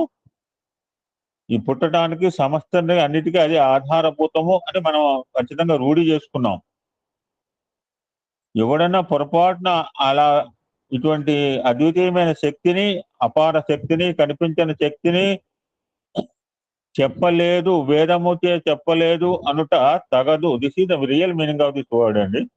ఇంత ఉపన్యాసం ఎందుకు చెప్పానంటే ఈక్షతేర్ణ శబ్దం అర్థం ఏంటంటే ఎప్పుడో అద్వితీయమైన శక్తి గురించి వేదం అంటే ప్రామాణికం. వేదము చెప్పలేదు అని ఎవడైనా అంటే షటప్ యువర్ మౌత్ అని చెప్పాలి మనం. So that is the real actual meaning of this word ఈక్షతేర్ణ శబ్దం. Now will go to the subject. అంటే ఈక్షతే అంటే తపశ్శబ్ద శ్రవణం. అశబ్దము అంటే జగత్తు జన్మకి మనకు రెండు రకాల కారణం. ఇప్పుడు మేడం చెప్తుంది, మేడం గారి సబ్జెక్ట్ లో మేడం మీకు చాలా క్లియర్ గా చెప్పండి మేడం. మొన్న కానీ కొంచెం వాట్ ఈజ్ ఉపాదాన కారణము, వాట్ ఈజ్ నిమిత్త కారణం మీకు చెప్పబోతున్నారు. మీరు బెల్లగొద్దినట్టు కాంక్రీట్ గా చెప్పండి దయచేసి. I don't want to touch the subject. Me subject అది ఇవాళ. సో రెండు రకాల కారణాలు ఉంటాయి. ఈ జగత్తు కావచ్చు, జన్మలకు బ్రహ్మము ఒక నిమిత్తమైన కారణము అని వేదము చెప్పలేదంట తగదు. This is the real meaning of this word అండి. వేదం చెప్పలేదండి. జగత్తు పుట్టడానికి, పోవటానికి, లయం అవటానికి కారణం ఎవరు? బ్రహ్మము. బ్రహ్మం అంటే తెల్లగడ్డ పైన కాదు, సుప్రీం బ్రహ్మన్ స్వామి. బ్రహ్మ అంటే తెల్లగడ్డ పైన కాదు. ఇదివరకంటే బ్రహ్మ అంటే ఆయన అనుకునేవాళ్ళు. కాసేపు జ్ఞానం పెరిగింది వాళ్ళకి. వాళ్ళు కూడా మనలాంటి ఉపాధులు తీసుకున్న వాళ్ళే, ఉద్యోగాలు చేసిన వాళ్ళే. అంటే ఆ స్థాయికి మన స్వామి పెద్దాక అన్నారు. ఎవరైనా బయట వాడు అంటాడండి, వాళ్ళు కూడా ఉద్యోగాలు చేస్తున్న వేరే వాడిని అనమనండి అంటే మనకు ధైర్యం వచ్చింది. ఇది ఎలా ధైర్యం వచ్చిందంటే ఆధ్యాత్మిక ధైర్యం. అది వాళ్ళు మనలాంటి ఉద్యోగాలు చేసిన వాళ్ళే. అటువంటిది జగత్తు పుట్టడానికి కానీ లయం అవటానికి కానీ కారణము బ్రహ్మము కాదు అని వేదం చెప్పలేదు అంట. ఇట్స్ బ్లండర్, ఇట్స్ రాంగ్ అని. This is the real meaning of this ఈక్షతేర్ణ శబ్దం. ఇక్కడ బ్రహ్మం అనేది రెండు రకాల కారణాలు ఉంటాయి. ఇప్పుడు మేడం చెప్తుంది, బ్రహ్మం అనేది జగత్తుకి జగత్తు రావడానికి పోవడానికి ఒక నిమిత్తమైన కారణం. బ్రహ్మ సంకల్పం చేశారు ఈ సృష్టి జరగాలని చెప్పి. అప్పటిదాకా ఏమీ లేదు, ఒక్కడే ఉండేవాడు పరమాత్మ. అలా అనుకున్నాడు, 10 మంది కావాలి అనుకున్నాడు. 10 మందిలో ఉంది ఆయనే. మరలా తద్వినము కాదు, ఒక సత్సంకల్పం చేశాడు. ఇందాక అన్నాడు, ఈ సత్సంగానికి ఒక సత్సంకల్పం జరిగింది. మనం చూసే వస్తువులు రెండు రకాలు ఉంటాయి, చేతనం అచేతనమైన వస్తువులు. ఇందాక మా ఇంట్లో ఒక మాట చెప్పిన, that will touch everything except two parts in the body. One is nails and second one is hair. గోళ్ళు వెంట్రుకలు తప్పితే శరీరంలో ఏ భాగమైనా నాశనం చేస్తుంది ఆ రోగం, షుగర్. గోల్డ్ ఎందుకన్నానంటే మనం గోల్డ్ కట్ చేసుకుంటామండి. ఎవరికైనా గోల్డ్ కట్ చేసినప్పుడు నొప్పి అనిపించిందా? దయచేసి కరెక్ట్ ఆన్సర్ చెప్పాలి. Doctor G L Saraswati you are a doctor. Gold cut చేసుకున్నప్పుడు నొప్పి అనిపిస్తుందా? లేదేమో జిఎల్ సరస్వతి. ఎనీబడి? సరే ఎవరైనా చెప్పండి. గోల్డ్ కట్ చేసుకుంటే ఎవరికైనా నొప్పి అనిపిస్తుందా? జాగ్రత్తగా తీసుకుంటే నొప్పి అనిపించదు. కళ్ళు మూసుకుని తీసుకుంటే నొప్పి. అంటే గోల్డ్ గురించి చెప్పిన, స్కిన్ గురించి మాట్లాడట్లేదు. రైట్ నా ఆన్సర్ గోల్డ్కి నొప్పి రాదు. గోల్డ్కి నొప్పి రాదు. సాయిరామ్, గోళ్ళకి తల వెంట్రులకి నొప్పి ఉండదు, ఎందుకంటే వాటిలో రక్త ప్రవాహం ఉండదు కాబట్టి. సాయిరామ్, గోళ్ళకి నొప్పి రాదు. అది వేస్ట్ పదార్థం కాబట్టి అది మనం చేస్తుంటే నొప్పి రాదు. అది వేస్ట్. మన శరీరంలో అచేతనము గోల్డ్. జుట్టు ఊడిపోతుంది, నొప్పి ఉందా మనకు తెలియదు. పీక్కుంటే నొప్పి వస్తుంది కదా, దానికంటే ఊడిపోతే అసలు మనకు తెలియదు నొప్పి లేదు. మన శరీర భాగాల్లో మరి ఇంకో చోట అదే మరి చిన్న గుండు సూది పెట్టి పొడిస్తే నొప్పి ఉంటుంది. మరి గోరును కట్టర్ పెట్టి కట్ చేసినా నొప్పి ఎందుకు లేదు? వేదం అనేది చేతనము అచేతనం 2 రకాలు ఉంటాయి సృష్టిలో.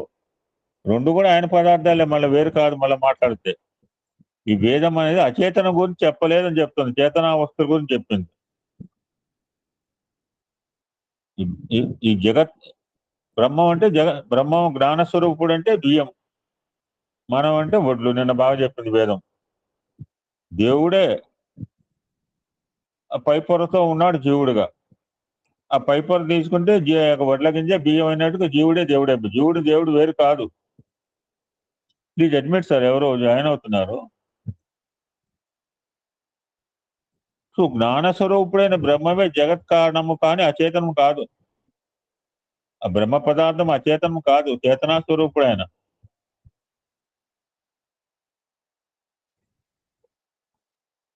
అటువంటి ఈశ్వరుని సంకల్పం వలననే ఈ ప్రకృతికి ఈ చాప్టర్ లో ఒక పదం వాడారు. 5వ చాప్టర్ లో ప్రకృతికి ఒక పదం ఏంటంటే ప్రధానము అంటారు. ప్రధానము అంటే ప్రకృతి. Padma please mute. ఇక్కడ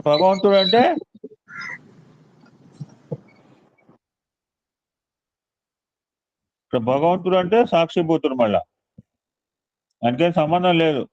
సత్సంగం వచ్చినా రాకపోయినా ఆయనకు ఒకటే. What do you want?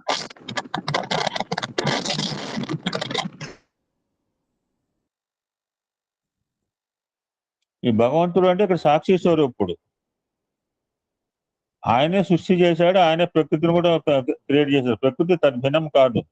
ఎందుకంటే పంచభూతాలు మనం ఆరాధన చేస్తున్నాం. ప్రకృతి వేరు పరమాత్మ వేరు అంటే ప్రకృతి వేరు పరమాత్మ వేరు.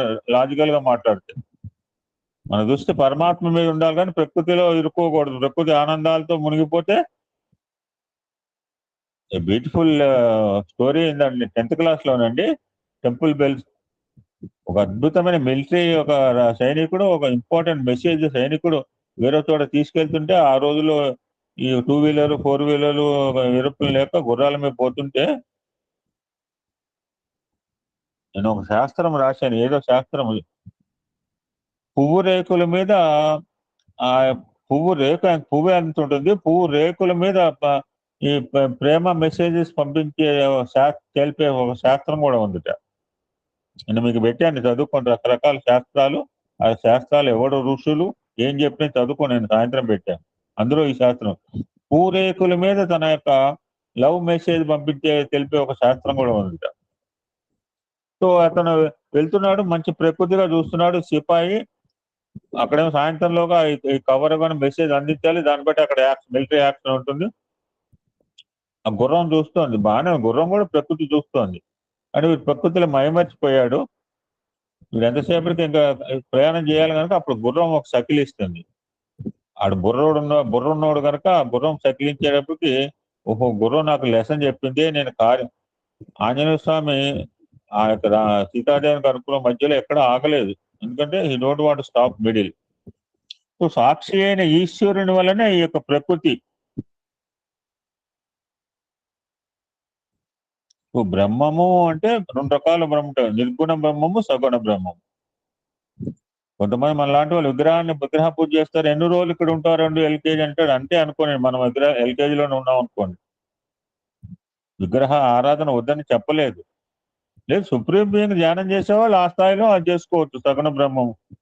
ఇప్పుడు స్వామి ఎక్కడ ఉన్నాడంటే నిర్గుణ బ్రహ్మస్వరూపుగా ఉన్నాడు. మొన్నదాకా మన మధ్య తిరిగాడు సగుణ బ్రహ్మగా. సో చేతనము ఇప్పుడు కంజీరు ఉంది, కంజీరు కొట్టేసి భజన చేసి పక్కన పెట్టి దాంట్లో వైబ్రేషన్స్ ఉంటాయట. అది కంజీరికి చేతనం ఉందా, దానికి ఏమైనా ఉందా, బుర్ర ఉందా? మళ్ళాగా చేతనము అచేతనం అనే విశ్వం భగవంతుని శరీరం. సో ఇది చేతనము, నేను తెలియగలవాడిని, దగ్గర విజ్ఞానము, విజ్ఞానం, ప్రజ్ఞానం, సుజ్ఞానం, మూర్తి గారు కూడా ఈ 4 చెప్పడం కాదు. అచేతనంలో కూడా భగవంతుడే, అచేతనం కూడా బండరాయి అండి. బండరాయి ఇప్పుడు అయోధ్య ఇంతమంది పోతుంది, లక్షల మంది పోతుంది. పద్మప్రసాద్ ఏముంది అక్కడ? ఏముంది గుళ్ళో? ఏముంది చెప్పండి, ఏముంది గుళ్ళో? ఏముంది? ఒక బండరాయిలో విగ్రహం తొలిచారు, అక్కడ పెట్టారు. ఏ గుడికైనా అంతే అండి. నేను 10 గుళ్ళు ప్రతిష్టలో ఉన్నా, లోపల ఏముంది? విగ్రహం ఒక రాయిలోంచి మలచబడుతుంది దేవతామూర్తి. సో రాయే దైవము. సో ఇక్కడ చేతనము అచేతనం అనేది ఈ టోటల్ విశ్వంలో చేతన అచేతనాలు ఉంటాయి. ఎందుకంటే భగవంతుడు belongs to divine personal human విశ్వం ఆ యొక్క విష్ణుమూర్తి యొక్క శరీర భాగం మాత్రమే. 2 రకాల పదాలు వాడుతుంటాం, మనకు బాగా పరిచయమే. ఇది పదార్థ జ్ఞానము, పరమార్థ జ్ఞానము అని. ఈ సైన్స్ పదార్థ జ్ఞానము, పరమార్థం అంటే spirituality. So science and spirituality 2 చెప్తున్నారు స్వామి సత్యసాయి ఎడ్యుకేషన్ సిస్టమ్. 2 డిఫరెంట్ గా పెట్టాల. కేవలం శ్లోకాలు చెప్తా అంటే రాదు. ఇప్పుడు బాల వికాసం ఎదుర్కొంటే కేవలం శ్లోకాలు అంటే చెప్తా కదండి, వాడికి గివ్ డిఫరెంట్ వేస్ లో చెప్పి పిల్లలు వస్తారు. నా దగ్గరికి పిల్లలు ఈ మధ్య అంటే నేను తగ్గించాను. నా దగ్గరకు పిల్లలు వచ్చి మీలాగానే వచ్చేవాళ్ళు. దీన్ని ఎవరు మిస్, ఎందుకంటే నేను మల్టిప్లిసిటీ చెప్తాను వాళ్ళకి. పెద్ద పెద్ద సత్సంగ మ్యాటర్ బాల వికాస్ లో చెప్తుంటాను. సో పదార్థము పరమార్థము ఇట్స్ నాట్ డిఫరెంట్. అర్థం కాలేదు అంటే స్వామి చెప్తున్నారు, ప్రాణం ఉన్నారండి, డిఫరెంటా? ఇప్పుడు నాలో ప్రాణం ఉండబట్టి మాట్లాడుతున్నాను, పోతే ఇంకేం మాటలు వస్తాయి? ప్రాణము ప్రాణి ఏముంటుంది? ప్రాణమే ప్రాణిగా మారుతుంది. ప్రాణిలో ఏముంటుంది? ప్రాణం ఉంటుంది. కంక్లూడింగ్ దిస్ చాప్టర్ 5 అండి. మనం సత్ చిత్ ఆనందము అని 3 చెప్తుంటాం. ఎలా వస్తుంది? సత్ అంటే సత్యము, మారనిది, నిర్గుణ బ్రహ్మము. చిత్ అంటే ప్రకాశము, చిత్ అంటే సగుణ బ్రహ్మము. సత్స్వరూపమేమో నిర్గుణ బ్రహ్మము, చిత్ స్వరూపమేమో సగుణ బ్రహ్మము. ఈ రెండింటిని కూడా వినియోగం చేసుకోవటం, వినియోగదారులు అంటారు. డిమాండ్, ఉత్పత్తి. టమాటాలు 100 రూపాయలు ఎందుకు అవుతాయండి? ఉల్లిగడ్డ 150 ఎందుకు అవుతుంది అండి? 10 రూపాయలు ఉల్లిగడ్డ 150 ఎందుకు అవుతుంది? 150 రూపాయలు పెట్టి కొనక్కర్లేదు, తగ్గినవి కొనుక్కోవచ్చు. అంటే తినేవాడు ఎక్కువ ఉన్నాడు, పండించేది లేదు. ఎప్పుడైతే ఈ సత్తుని చిత్తుని వినియోగం చేసుకుని దట్ ఈజ్ ఆనందం అన్నారు. సో దట్ ఈస్ కాల్డ్ సచ్చితానందం. మనందరం కలిస్తేనే సచ్చితానందం. ఫైనలీ ఏం చెప్పదలుచుకుందంటే ఈ సూత్రము, ఈ ప్రపంచంలో బ్రహ్మం కాని పదార్థం అంటూ లేదు. నేను బాగా చెప్పాడు ఒక ఆయన, సృష్టి స్థితి లయ అంటే అక్కడి నుంచే వస్తుంది, అక్కడే పోయి అక్కడే. That is Brahman, that is God. ఒక ఆయన వేరు, ఒక ఆయన వేరు కాదు. ఎక్కడి నుంచి వస్తుందో, ఎక్కడ పెరుగుతుందో, ఎక్కడ లయం చేస్తుందో that is Brahman. So he the generator, he the organ, he the destroyer. 3 రకాలు కాదు. మేము 3 ఒకటే అని వాళ్ళు అంటుంటే, లేదండి మేము 3 డిఫరెంట్ అని మనం కొట్టుకు చేస్తుంటే ఆయనేం చేయలేడు. మేము 3 ఒకటే అని వాళ్ళ శాస్త్రం చెప్తోంది. లేదండి మేము 3 ఒకటే ఎలా అవుతాడు? ఒక తెల్లగడ్డ పైన ఉన్నాడు, ఒక ఆయన ఒకడంటే వాళ్ళేం చేయలేరు. So everything belongs to God, generator, organise, destroyer. This is sutra ఈక్షతేర్న చెప్దామండి. చాలా ఇంకా కాలేదా? పురుషోత్తముడు అంటే రామాయణంలో ఒక మాట ఉంటుంది, 16 లక్షణాలు ఉన్నాడు పురుషోత్తముడు అని చెప్తుంది. ఆయన గురించి రాయమని చెప్తారట ఆయన. ఇక్కడ పురుషుడు అంటే మనం కాదండి, స్త్రీలు అంటే వాళ్ళు కాదు. ఒక పురుషుడు అంటేనే ఒక యజ్ఞ స్వరూపుడు అని చెప్తుంది శాస్త్రం. మానవ జీవితం లైఫ్ ఇట్ సెల్ఫ్ యజ్ఞం అంటోంది. మనం రకరకాలు చూస్తుంటాం. ఈ ప్రాపంచికమైన అనురాగాలు చాలా చూస్తుంటాం. నిన్న కూడా 7 స్టెప్పులు 3 చెప్పాడు. తన్ని తినేవాడు, కుటుంబాన్ని పెట్టేవాడు, తర్వాత బంధువులకైనా కాస్త 3 కోటేశ్వరరావు గారు అడిగితే వివరణ. ఈ ప్రాపంచికమైన అనురాగాలు నిజమైన అనురాగాలు కాదు. అందుకని ఒక పాట రాసుకున్నాను నిన్న. అనుబంధం ఆత్మీయత అంతా ఒక బూటకం, ఆత్మతృప్తిలో అనే సినిమాలో పాట ఉంది, రామకృష్ణ పాడతాడండి ఏదో సినిమాలో, అంతా నాటకం అని. So what we are seeing in అనురాగాలు కావంటారు. ఎందుకు ఇతరుల మీద మనకు అనురాగం కలుగుతుంది అంటే యాజ్ఞవల్కుడు సమాధానం చెప్పాడు.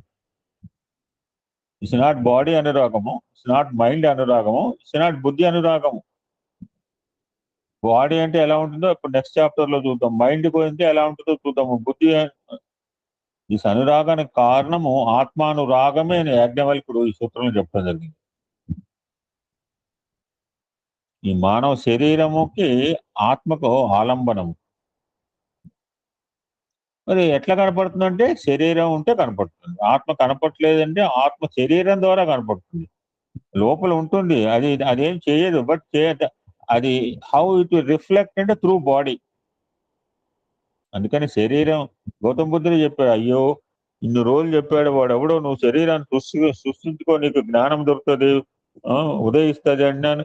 ఎంతో కృషింపజేశాడండి శరీరం. అప్పుడు హీరలేదు, అయ్యో ఎంత తప్పని చేశాను ఇన్ని రోజు సంవత్సరాలు బట్టి. నేను 3 రోజులు బట్టి రాత్రి కూడా కొంచెం డైట్ కంట్రోల్ చేసిన, 3 కిలోలు తగ్గిన.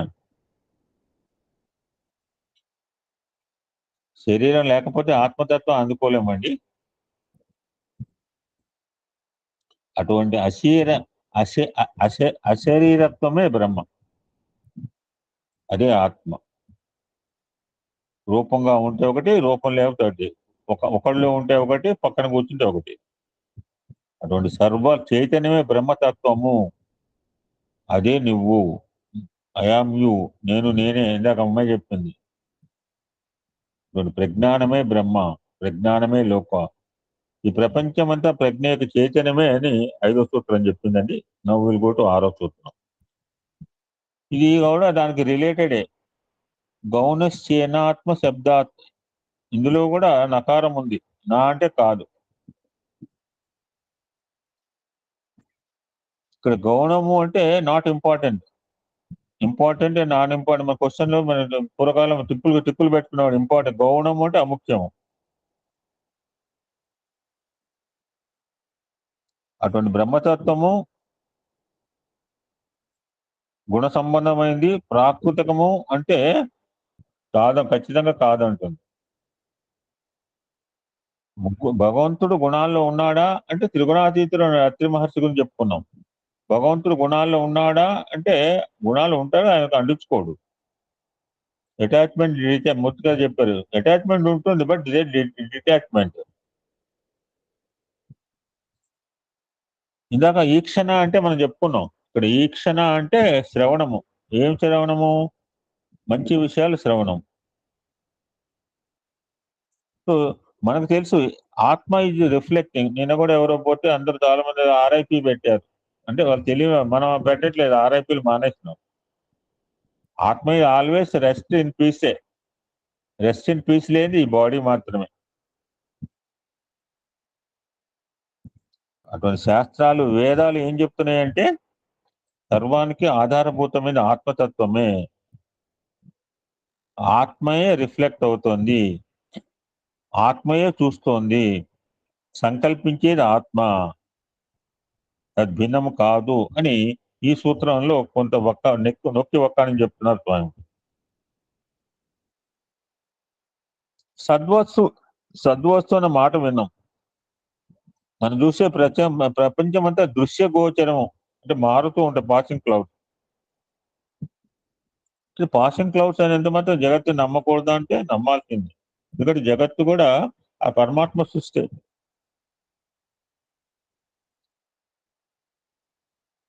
అటువంటి ప్రకృతి చేసే కార్యములకు పరమాత్మ కారణం. ఇష్టం వచ్చిన నడవదు ప్రకృతి కూడా, పరమాత్మ కంట్రోల్లో. స్వామి మీరు ప్రకృతిని మీరు పంచభూతాల నుంచి శక్తి తీసుకుంటున్నారా అంటే, అమ్మాయి కూడా పంచభూతాల నుంచి ఏం తీసుకోవడం కాదు, పంచభూతాలకు నేను శక్తిని ఇస్తున్నాను. Sun is getting energy. పూర్వం తెలియక సూర్యుడు అనుకున్నాం, అగ్ని అనుకున్నారు. ఇప్పుడు ఎవరైతే నిరాకార నిర్గుణ జ్యోతిర్మయ స్వరూపం నుంచి sun is getting that energy, ప్రకాశం. ఎప్పుడైతే ప్రకృతి పరమాత్మ స్వరూపము, ప్రకృతి కూడా చేతనమై ఉంటుంది, అచేతనమేం కాదు ప్రకృతి. ఈ బ్యూటిఫుల్ డెఫినేషన్. నేను మనకు ఒడ్లగింజ పొట్టుగా బియ్యం లాగా. జీవుడు అంటే రాగద్వేషాలకు, కష్ట సుఖాలకు, ప్రపంచం యొక్క ఆకర్షణకు లొంగినవాడు. Who bended. రాగద్వేషాలకు అంటే ఒడ్లగింజ, రాగద్వేషాలకు, కష్ట సుఖాలకు, ప్రపంచాన్ని ఈ 3 పొట్టు అనమాట. లొంగినవాడు. మనం అంతా బైండ్ అయిపోయామాట. అటువంటి బద్ధుడు అంటారు. మనం రాగద్వేషాల చేత, కష్ట సుఖాల చేత, ప్రపంచం ఆకర్షణ చేత మనం బందీకృతులు అయిన వాళ్ళం కనుక మన జీవుడు అన్నారు.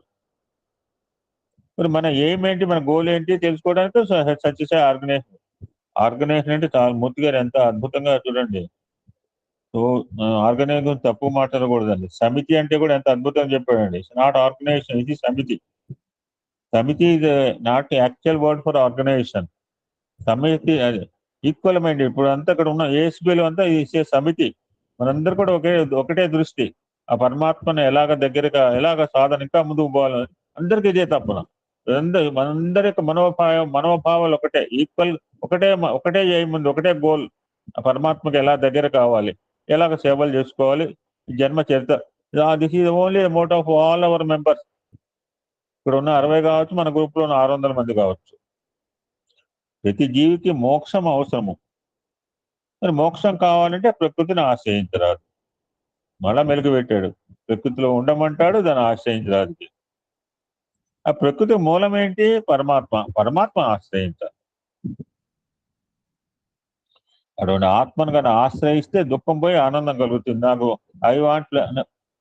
నాకు దుఃఖం నాకు ఆనందం కావాలంటే ఒకటేనండి, simple logic. You should follow our conscious. మన ఆత్మను అనుసరించాలి. శరీరం కాదు, బుద్ధి కాదు, మనసు. ఎన్నోసార్లు మరి సగుణ బ్రహ్మమా, నిర్గుణ బ్రహ్మమా అంటే, నాకు ఆత్మతత్వం అర్థం కావాలంటే నువ్వు విగ్రహం ముందు ఒక ఫోటో పెట్టుకుని you should do some sadhana. You should depend upon saguna Brahma swarupa. Then only you can have this self realization. ఆత్మతత్వం అర్థం అవుతుంది, ఈ సూత్రం చెప్తుంది.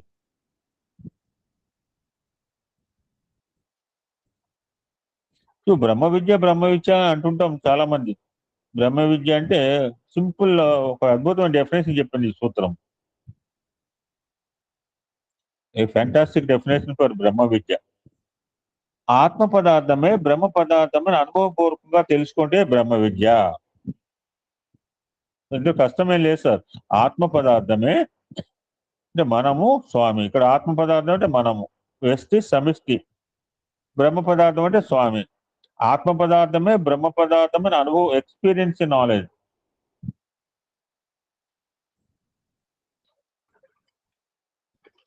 ఇంకా చెప్పాడు, ఎవ్రీడే విల్ హ్యావ్ 4 అవస్థలో ఉంటాం. ప్రస్తుతం ఒక అవస్థలో ఉన్నాం, జాగ్రత్త అవస్థలో ఉన్నాం. మనం మేల్కొని ఉన్నాం, ఇక్కడ ఎవరు నిద్రపోవట్లేదు. ఆత్మ బహిర్ముఖంగా ఉంటుంది. ప్రపంచంలోని వస్తువులన్నీ కంటికి కనిపిస్తున్నాయి. ఇప్పుడు నాకు కనిపిస్తున్నాయి, మీకు కనిపిస్తున్నాయి. శబ్దాలు వినిపిస్తున్నాయి. రుచులు, వాసనలు, స్పర్శలు అనుభవంగా ఇంద్రియాలు గోచరిస్తాయి ఇప్పుడు మనకి. ఈ సమాజంలో ఈ సమిష్టి జీవితాన్ని గడుపుతాడు ఇక్కడ ఈ స్థితిలో. ఇప్పుడు జాగ్రత్త అవస్థలో మనం 57 మంది ఉన్నాం. ఒక 5 జ్ఞానేంద్రియాలు, 5 కర్మేంద్రియాలు, 5 ప్రాణాలు, 19 ముఖాలతో ఉన్నాం. మనం అందరూ పనిచేస్తున్నాం. నాకు ఒకటే పేషెంట్ నడవదు. 19 ముఖాలతో సుఖము, దుఃఖము, లాభ నష్టాలు, జయాపజయాలు ఎవడు అనుభవిస్తున్నాడు జాగ్రత్త అవస్థలో? దిస్ బాడీ, ఫిజికల్ బాడీ స్థూలంగా అనుభవిస్తున్నాడు. ఈ జాగ్రత్త అవస్థలు అనుభవించేంత బాడీ అనుభవం స్థూలంగా ఉంటుంది. దిస్ ఈజ్ అబౌట్ జాగ్రత్త అవస్థ. సత్సంగం అయిపోయిందండి. మంచిగా మా ఆవిడ మీ వాళ్ళందరూ కూడా మంచిగా పదార్థాలు చేసి పెడతారండి. హాయిగా తిన్నామండి. కాస్త నిద్ర పట్టింది ఏసీ వేసుకుంటే, స్వప్నావస్థ. ఈ పై చెప్పబడిన 19 ముఖాలతో 19 ఫేసెస్, ముఖంలో తత్వములు అన్నాడు. 19 ముఖాలు కాబట్టి 19 తత్వాలతో ఈ స్వప్నావస్థలు ఎవడుంటాడు అంటే మానసికంగా జీవుడు అనుభవిస్తాడు. ఇక్కడ ఆత్మ బయట తిరగదు, అంతర్ముఖంగా ఉంటుంది. ఆ అనుభూతి తనకే పరిమితమై ఉంటుంది. ఎవరి కళ వారికే అండి. పక్కవారి ఏమండి ఒకళ్ళ కళలో ఒకటి కావున ఎవరి కళలు వాడివే, పక్కవారితో సంబంధం లేదు. ఈ స్వప్నావస్థ బాహ్య సంబంధం ఉండదు, వెలుగు ఉంటుంది.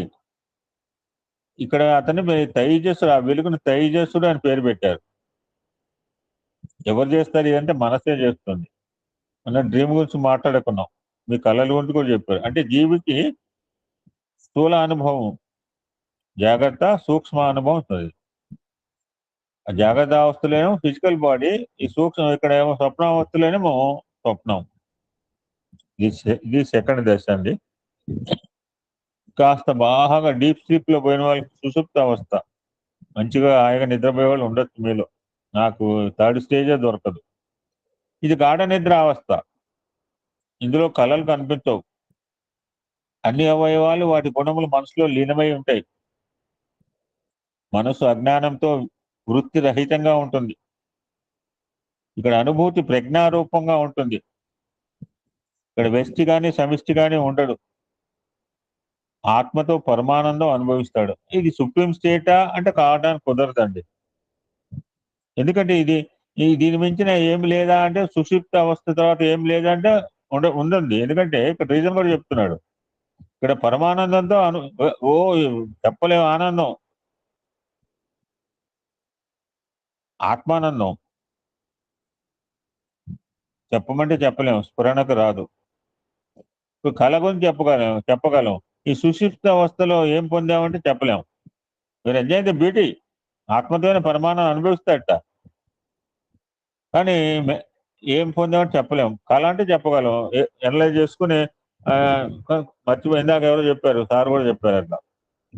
మరి ఇటువంటి అవస్థలో, సుషుప్త అవస్థలో ఎవడైనా తట్టాడు అనుకోండి, ఎవడైనా తలుపు కొట్టే మెలకు రాగానే మళ్ళీ సుఖానుభూతి కలుగుతుంది. నాలుగోది తురియ అవస్థ. ఇది కేవలము జ్ఞానానికి మాత్రం కలిగేది మాత్రమే. ఇక్కడ పూర్తిగా ఆత్మమయం, జీవత్వం స్ఫురించదు, కేవలము పరమానంద అనుభూతి మాత్రమే. ఆత్మసారం ఒకటి ఉన్నది మాత్రం తెలుస్తుంది. ఇక్కడ ప్రపంచ వాసనలు ఉండవు ఈ స్థితిలో. ఈ విధంగా మనలో ఉన్న ఆత్మ 4 పాదాలు. ఈ 4 పాదాలు ఏం కాదు, ఓంకారానికి 4 మాత్రాలు అనమాట.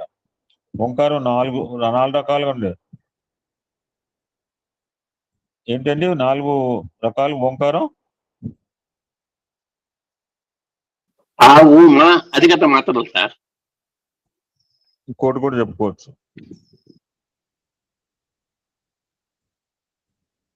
పశ్యంతి, వైఖరి, మధ్యమ మనం చెప్తుంటాం కదా. ఓంకారాన్ని అలా చెప్పొచ్చు, లోపల అనుకోవచ్చు, పెదాలు బయట చెప్పొచ్చు అనమాట.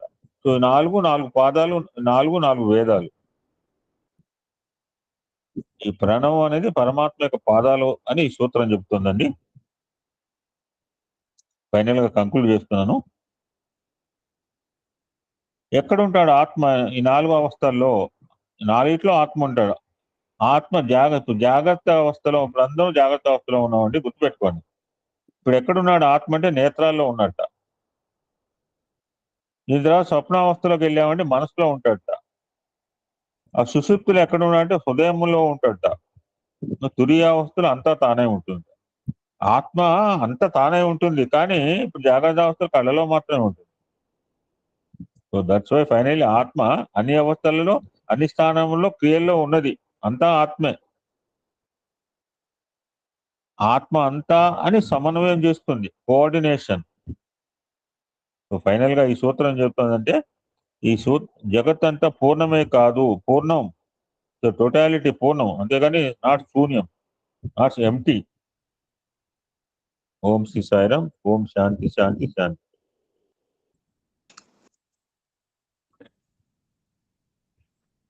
ఓం శ్రీ సాయిరామ్.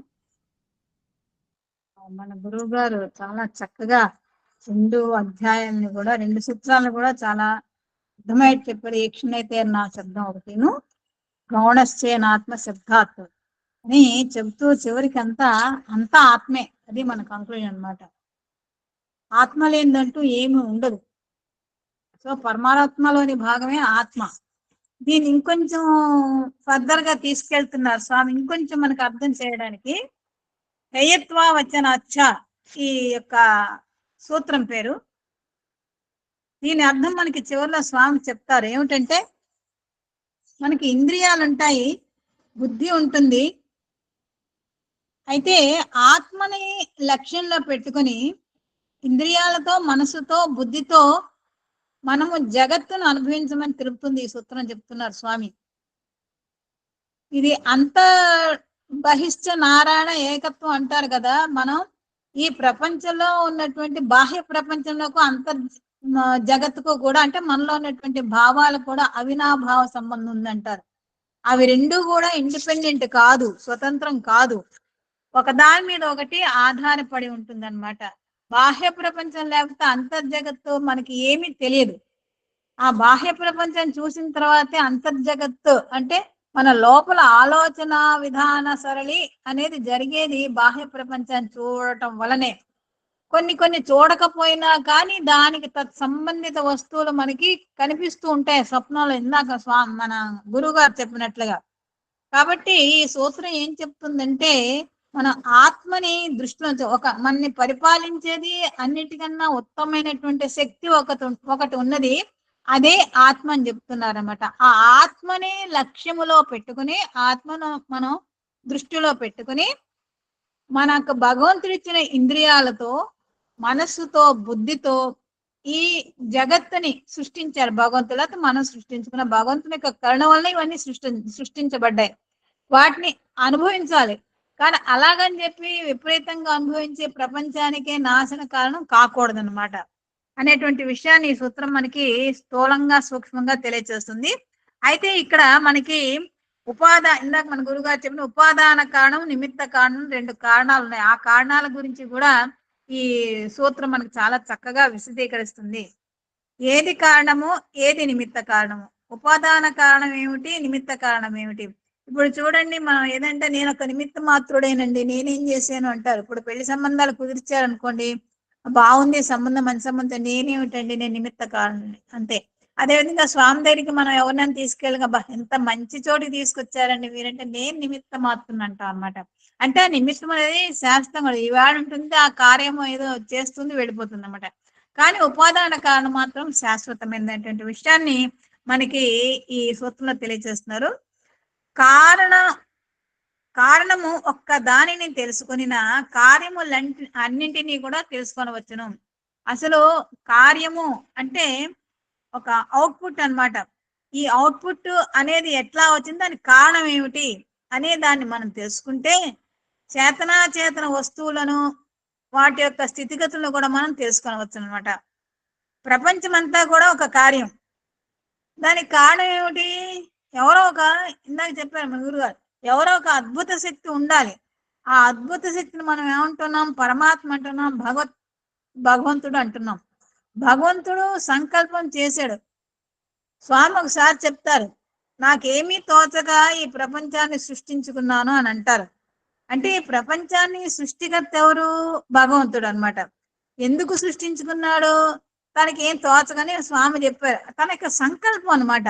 ఆయన సంకల్పం వలన ఈ ప్రపంచం అంతా సృష్టింపబడేది.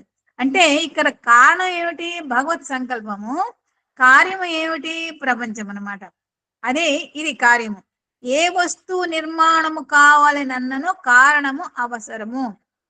ఏమైనా ఒక వస్తువు నిర్మించుకోవాలనుకోండి, దానికి ఒక కారణం ఉండాలి. ఇప్పుడు సపోజ్ నేను వడ్రంగిని అనుకోండి, వడ్రంగిని అయ్యండి నేను ఒక టేబుల్నో ఒక కుర్చీనో చేశాను అంటే దానికి కారణం ఏమిటి, అక్కడ ఎవరో అడిగారు అనమాట, అందువల్ల నేను ఆ కుర్చీని తయారు చేశాను. కాబట్టి నేను నిమిత్త మాత్రమే అనమాట. ఒక వస్తువు నిర్మాణం కావాలంటే ఒక కారణం అనేది చాలా అవసరం. కారణము లేని కార్యము జగత్తున జరగదు. అదే మన పెద్దవాళ్ళు అంటుంటారుగా, ఏదో కారణం ఉంది అందుకే మనం అనుకున్నది జరగలేదు, అనుకున్నది ఒకటి అయినది ఒకటి, దీనికి ఏదో అంత అంతర్గత కారణం ఉందని మనకి తెలియచేస్తారనమాట. కారణము లేని కార్యము జగత్తులో ఏది జరగదు. అయితే ఈ కారణములేమో రెండు రకాలు. ఏమిటంటే అవే ఉపాదాన కారణము, నిమిత్త కారణము అని చెప్తున్నారు. ఏ వస్తువున్నా తయారవ్వాలన్నా, ప్రపంచం జరగాలన్నా, మనం అనుకున్నది జరగకపోయినా, మనం అనుకున్న దానికన్నా ఉన్నత స్థితి జరిగిందన్నా దానికి ఒక కారణం అని ఉంటుంది అనమాట. ఆ కారణాలు మనకి తెలియవు. ఓకే, ఈ కారణాలని స్వామి ఏం చెప్తున్నా, 2 కారణాలని, ఒకటి ఉపాదాన కారణము, రెండవది నిమిత్త కారణము. సాయిరామ్, ఒకటి వేలు ఒకటి చంద్రుడుగా కూడా భావించుకోవచ్చా? ఒకటి నిమిత్తం ఒకటి ఉపాదానం అని రెండు అట్లా కూడా ఆలోచించుకోవచ్చా? సాయిరామ్, ఒకటే ఉపాదానం ఒకటి నిమిత్త కారణం. దేన్నండి? చంద్రుడా? చంద్రుడు నిమిత్తం, మనకి చంద్రుని చేరాలనేది నిమిత్తం అనుకోండి. వేలు పెట్టి చూపిస్తాం కదా, అది దాన్ని నిమిత్త కారణంగా చూపించుకోవచ్చా? చూపించుకోవచ్చు. అంటే నిమిత్త కారణం చంద్రుడు ఎప్పుడవుతుందంటే సూర్యుని యొక్క కిరణాలు తీసుకుని వెలుగుతున్నప్పుడు నిమిత్త కారణం ఉపాదాన కారణం. చేరవలసిన దాన్ని చేరటానికి ఇది నిమిత్త కారణం ఆధారం అవుతుంది, అంతే కదా. ఆత్మని చేరటానికి ఇది అవునండి, అంటే నిమిత్త ఆత్మ కారణం చేరడానికి. అవును అవును అవును అవును అవును అవునండి సాయిరామ్, అవునండి. సో ఉపాదాన కారణము గురించి చెప్తున్నారు స్వామి. ఇది వస్తువునకు పూర్వమే పూర్ణమైన ఆధారముగా ఉండును. ఇప్పుడు దానికి చక్కటి ఉదాహరణ చెప్తున్నారు స్వామి వెండి గిన్నె గురించి. ఒక వెండి గిన్నె తయారవ్వాలంటే ఆ వెండి గిన్నె తయారవడానికి ముందే అక్కడ వెండి ఉండాలి. ఆ వెండి అనేటువంటి ఆ మెటీరియల్ లేకపోతే వెండి గిన్నె తయారు చేయలేం. కాబట్టి ఇక్కడ ఉపాదాన కారణం ఏమిటంటే వెండి. అంటే ఆ వస్తువు తయారు చేయడానికి ముందే ఆ పదార్థం ఉందన్నమాట. దీనిలోని అంటే గిన్నెలో ఉన్నటువంటి వెండి గిన్నెకు పూర్వమే ఉన్నది. గిన్నె తయారక ముందే ఆ వెండి ఉంటే కదా ఆ గిన్నెని తయారు చేస్తారు. అదే మట్టి కుండ తయారు చేయాలంటే అక్కడ మట్టి ఉండాలి. ఒక బంగారు నగ తయారు చేసుకోవాలంటే అక్కడ బంగారు ఉండాలి. ఒక కాఫీ తయారు చేయాలంటే కాఫీ పొడి, పాలు, మిగిలినవన్నీ ఉండాలన్నమాట. ఈ విధంగా ఆ వస్తువులు ఉంటే గాని, అంటే కారణాలు అనమాట, ఏ ఉపాధి అనమాట. ఆ కారణాలు ఉంటేనే గానీ మన కార్యం అనేది మనం చేయలేం అనమాట. అనగా గిన్నె చేయుటకు ఆధారమైన వెండియే లేకున్నా గిన్నె చేయలేరు. వెండి లేకపోతే మనం గిన్నె ఎలా చేస్తామండి? పదార్థం అనేది ఉండాలి కదా. కాబట్టి వెండిని వదిలి ఆ గిన్నె ఉండలేదు. ఆ గిన్నెలో వెండి ఉంది. సో వెండి నువ్వు నాకు అక్కర్లేదంటే అక్కడ గిన్నె ఉంటుంది, ఉండదు, మాయమైపోతుంది. ఏ విధంగా అయితే వస్త్రంలో దారాలన్నీ తీస్తే అక్కడ వస్త్రం ఏ విధంగా ఉండదో, అదే విధంగా వెండిని వదిలి గిన్నె ఉండలేదు, కానీ గిన్నెను వదిలి వెండి ఉండగలదు. ఎందుకంటే ఆ గిన్నె లేకపోయినా వెండి వెండిగానే ఉంటుంది అనమాట. సో వెండిని గిన్నెను వేరు చేయటకు వీలు కాదు. అంటే ఒక రూపమునకు పూర్వమే ఆ రూపమునందున్న పదార్థం ఆధారముగా ఉన్నది. సరే, వెండితో ఒక కృష్ణుడి బొమ్మ తయారు చేయొచ్చు, ఒక నెమలి బొమ్మ తయారు చేయొచ్చు, లేకపోతే గిన్నెలు తయారు చేసుకో, నగలు తయారు చేసుకోవచ్చు, ఏవైనా వస్తువులు తయారు చేసుకోవచ్చు అనమాట. సో ఈ వస్తువులు తయారు చేయడానికి ముందే ఆ వెండి అనేది ఉన్నదనమాట. కాబట్టి ఈ రూపాలు మాత్రం మనం కల్పించుకుంటున్నాం. వెండి పూర్వసిద్ధం అంటే వస్తువు తయారు చేయడానికి ముందే ఉన్నది వెండి అనమాట. పూర్వసిద్ధం, ముందే ఉన్నది శుద్ధంగా. అయితే గిన్నెకు నిమిత్తం మాత్రం కంసాలి. సరే, అక్కడ వెండి ఉన్నది, కానీ ఒక మనిషి అనేవాడు ఉండాలి కదా. ఆ మనిషి అంటే ఇక్కడ కంసాలి ఆ వెండి ముద్దను తీసుకుని దాన్ని కరగచేసి దాన్ని వివిధ రూపాల్లో ఏదో వేసి మూసల్లో పోసి ఆ గిన్నెని తయారు చేస్తాడు. సో కంసాలి నిమిత్త మాత్రుడే. ఆ గిన్నె తయారైపోయింది, కంసాలు అవసరం లేదు మనకి. గిన్నె తయారైన తర్వాత నిమిత్త కారణమైన కంసాలని వదిలి ఆ గిన్నె వేరే ఉండవచ్చు, అంతే కదా. కంసాలు తయారు చేస్తాడు, షాప్ లో పెడేస్తాడు, వెళ్ళిపోతాడు అనమాట. సో ఆ కంసాలకి గిన్నెకి ఏమీ సంబంధం ఉండదు. వాడు ఆ వేతనం తీసుకుంటాడు, వెళ్ళిపోతాడు, అంతే. కాబట్టి కంసాలని వదిలి గిన్నె వేరుగా ఉంటుంది, కానీ గిన్నెని వదిలి వెండి ఉండలేదు, వెండిని వదిలి గిన్నె ఉండలేదు. కానీ వెండిని వదిలి వేరుగా ఉండుటకు వీలు కాదు కదా. అటులనే ఈ ప్రపంచము అను పెద్ద పదార్థమును ఒక రూపముగా తయారు చేయుటకు దీనికి ఆధారము భగవంతుడే. ఈ ప్రపంచంలో ఎన్నున్నాయండి? ప్రకృతిలో ఎన్నో జీవరాశులు ఉన్నాయి, వృక్షాలు ఉన్నాయి, తర్వాత మనుషులు మనం ఉన్నాము, కొండలు ఉన్నాయి, బండలు ఉన్నాయి, నదులు ఉన్నాయి, రాళ్ళు ఉన్నాయి, రప్పలు ఉన్నాయి, సముద్రాలు ఉన్నాయి, సముద్రంలో ఎన్నో జలచరాలు ఉన్నాయి. ఇవన్నీ కూడా ఈ ఓ పెద్ద ప్రపంచం అండి. ఈ ప్రపంచాన్ని ఇన్ని వస్తువులతో తయారైనటువంటి ఈ ప్రపంచాన్ని తయారు చేయడానికి ఒకడు ఉండాలి. ఆ ఒక్కడ ఎవరు అంటే భగవంతుడే. సో దీనికి ఆధారం ఎవరు అంటే ఉపాదానం అన్నమాట. ఉపాదాన కారణం ఎవరంటే భగవంతుడు. అతడే ఉపాదాన కారణము. దీనికి నిమిత్త కారణం కూడా భగవంతుడే.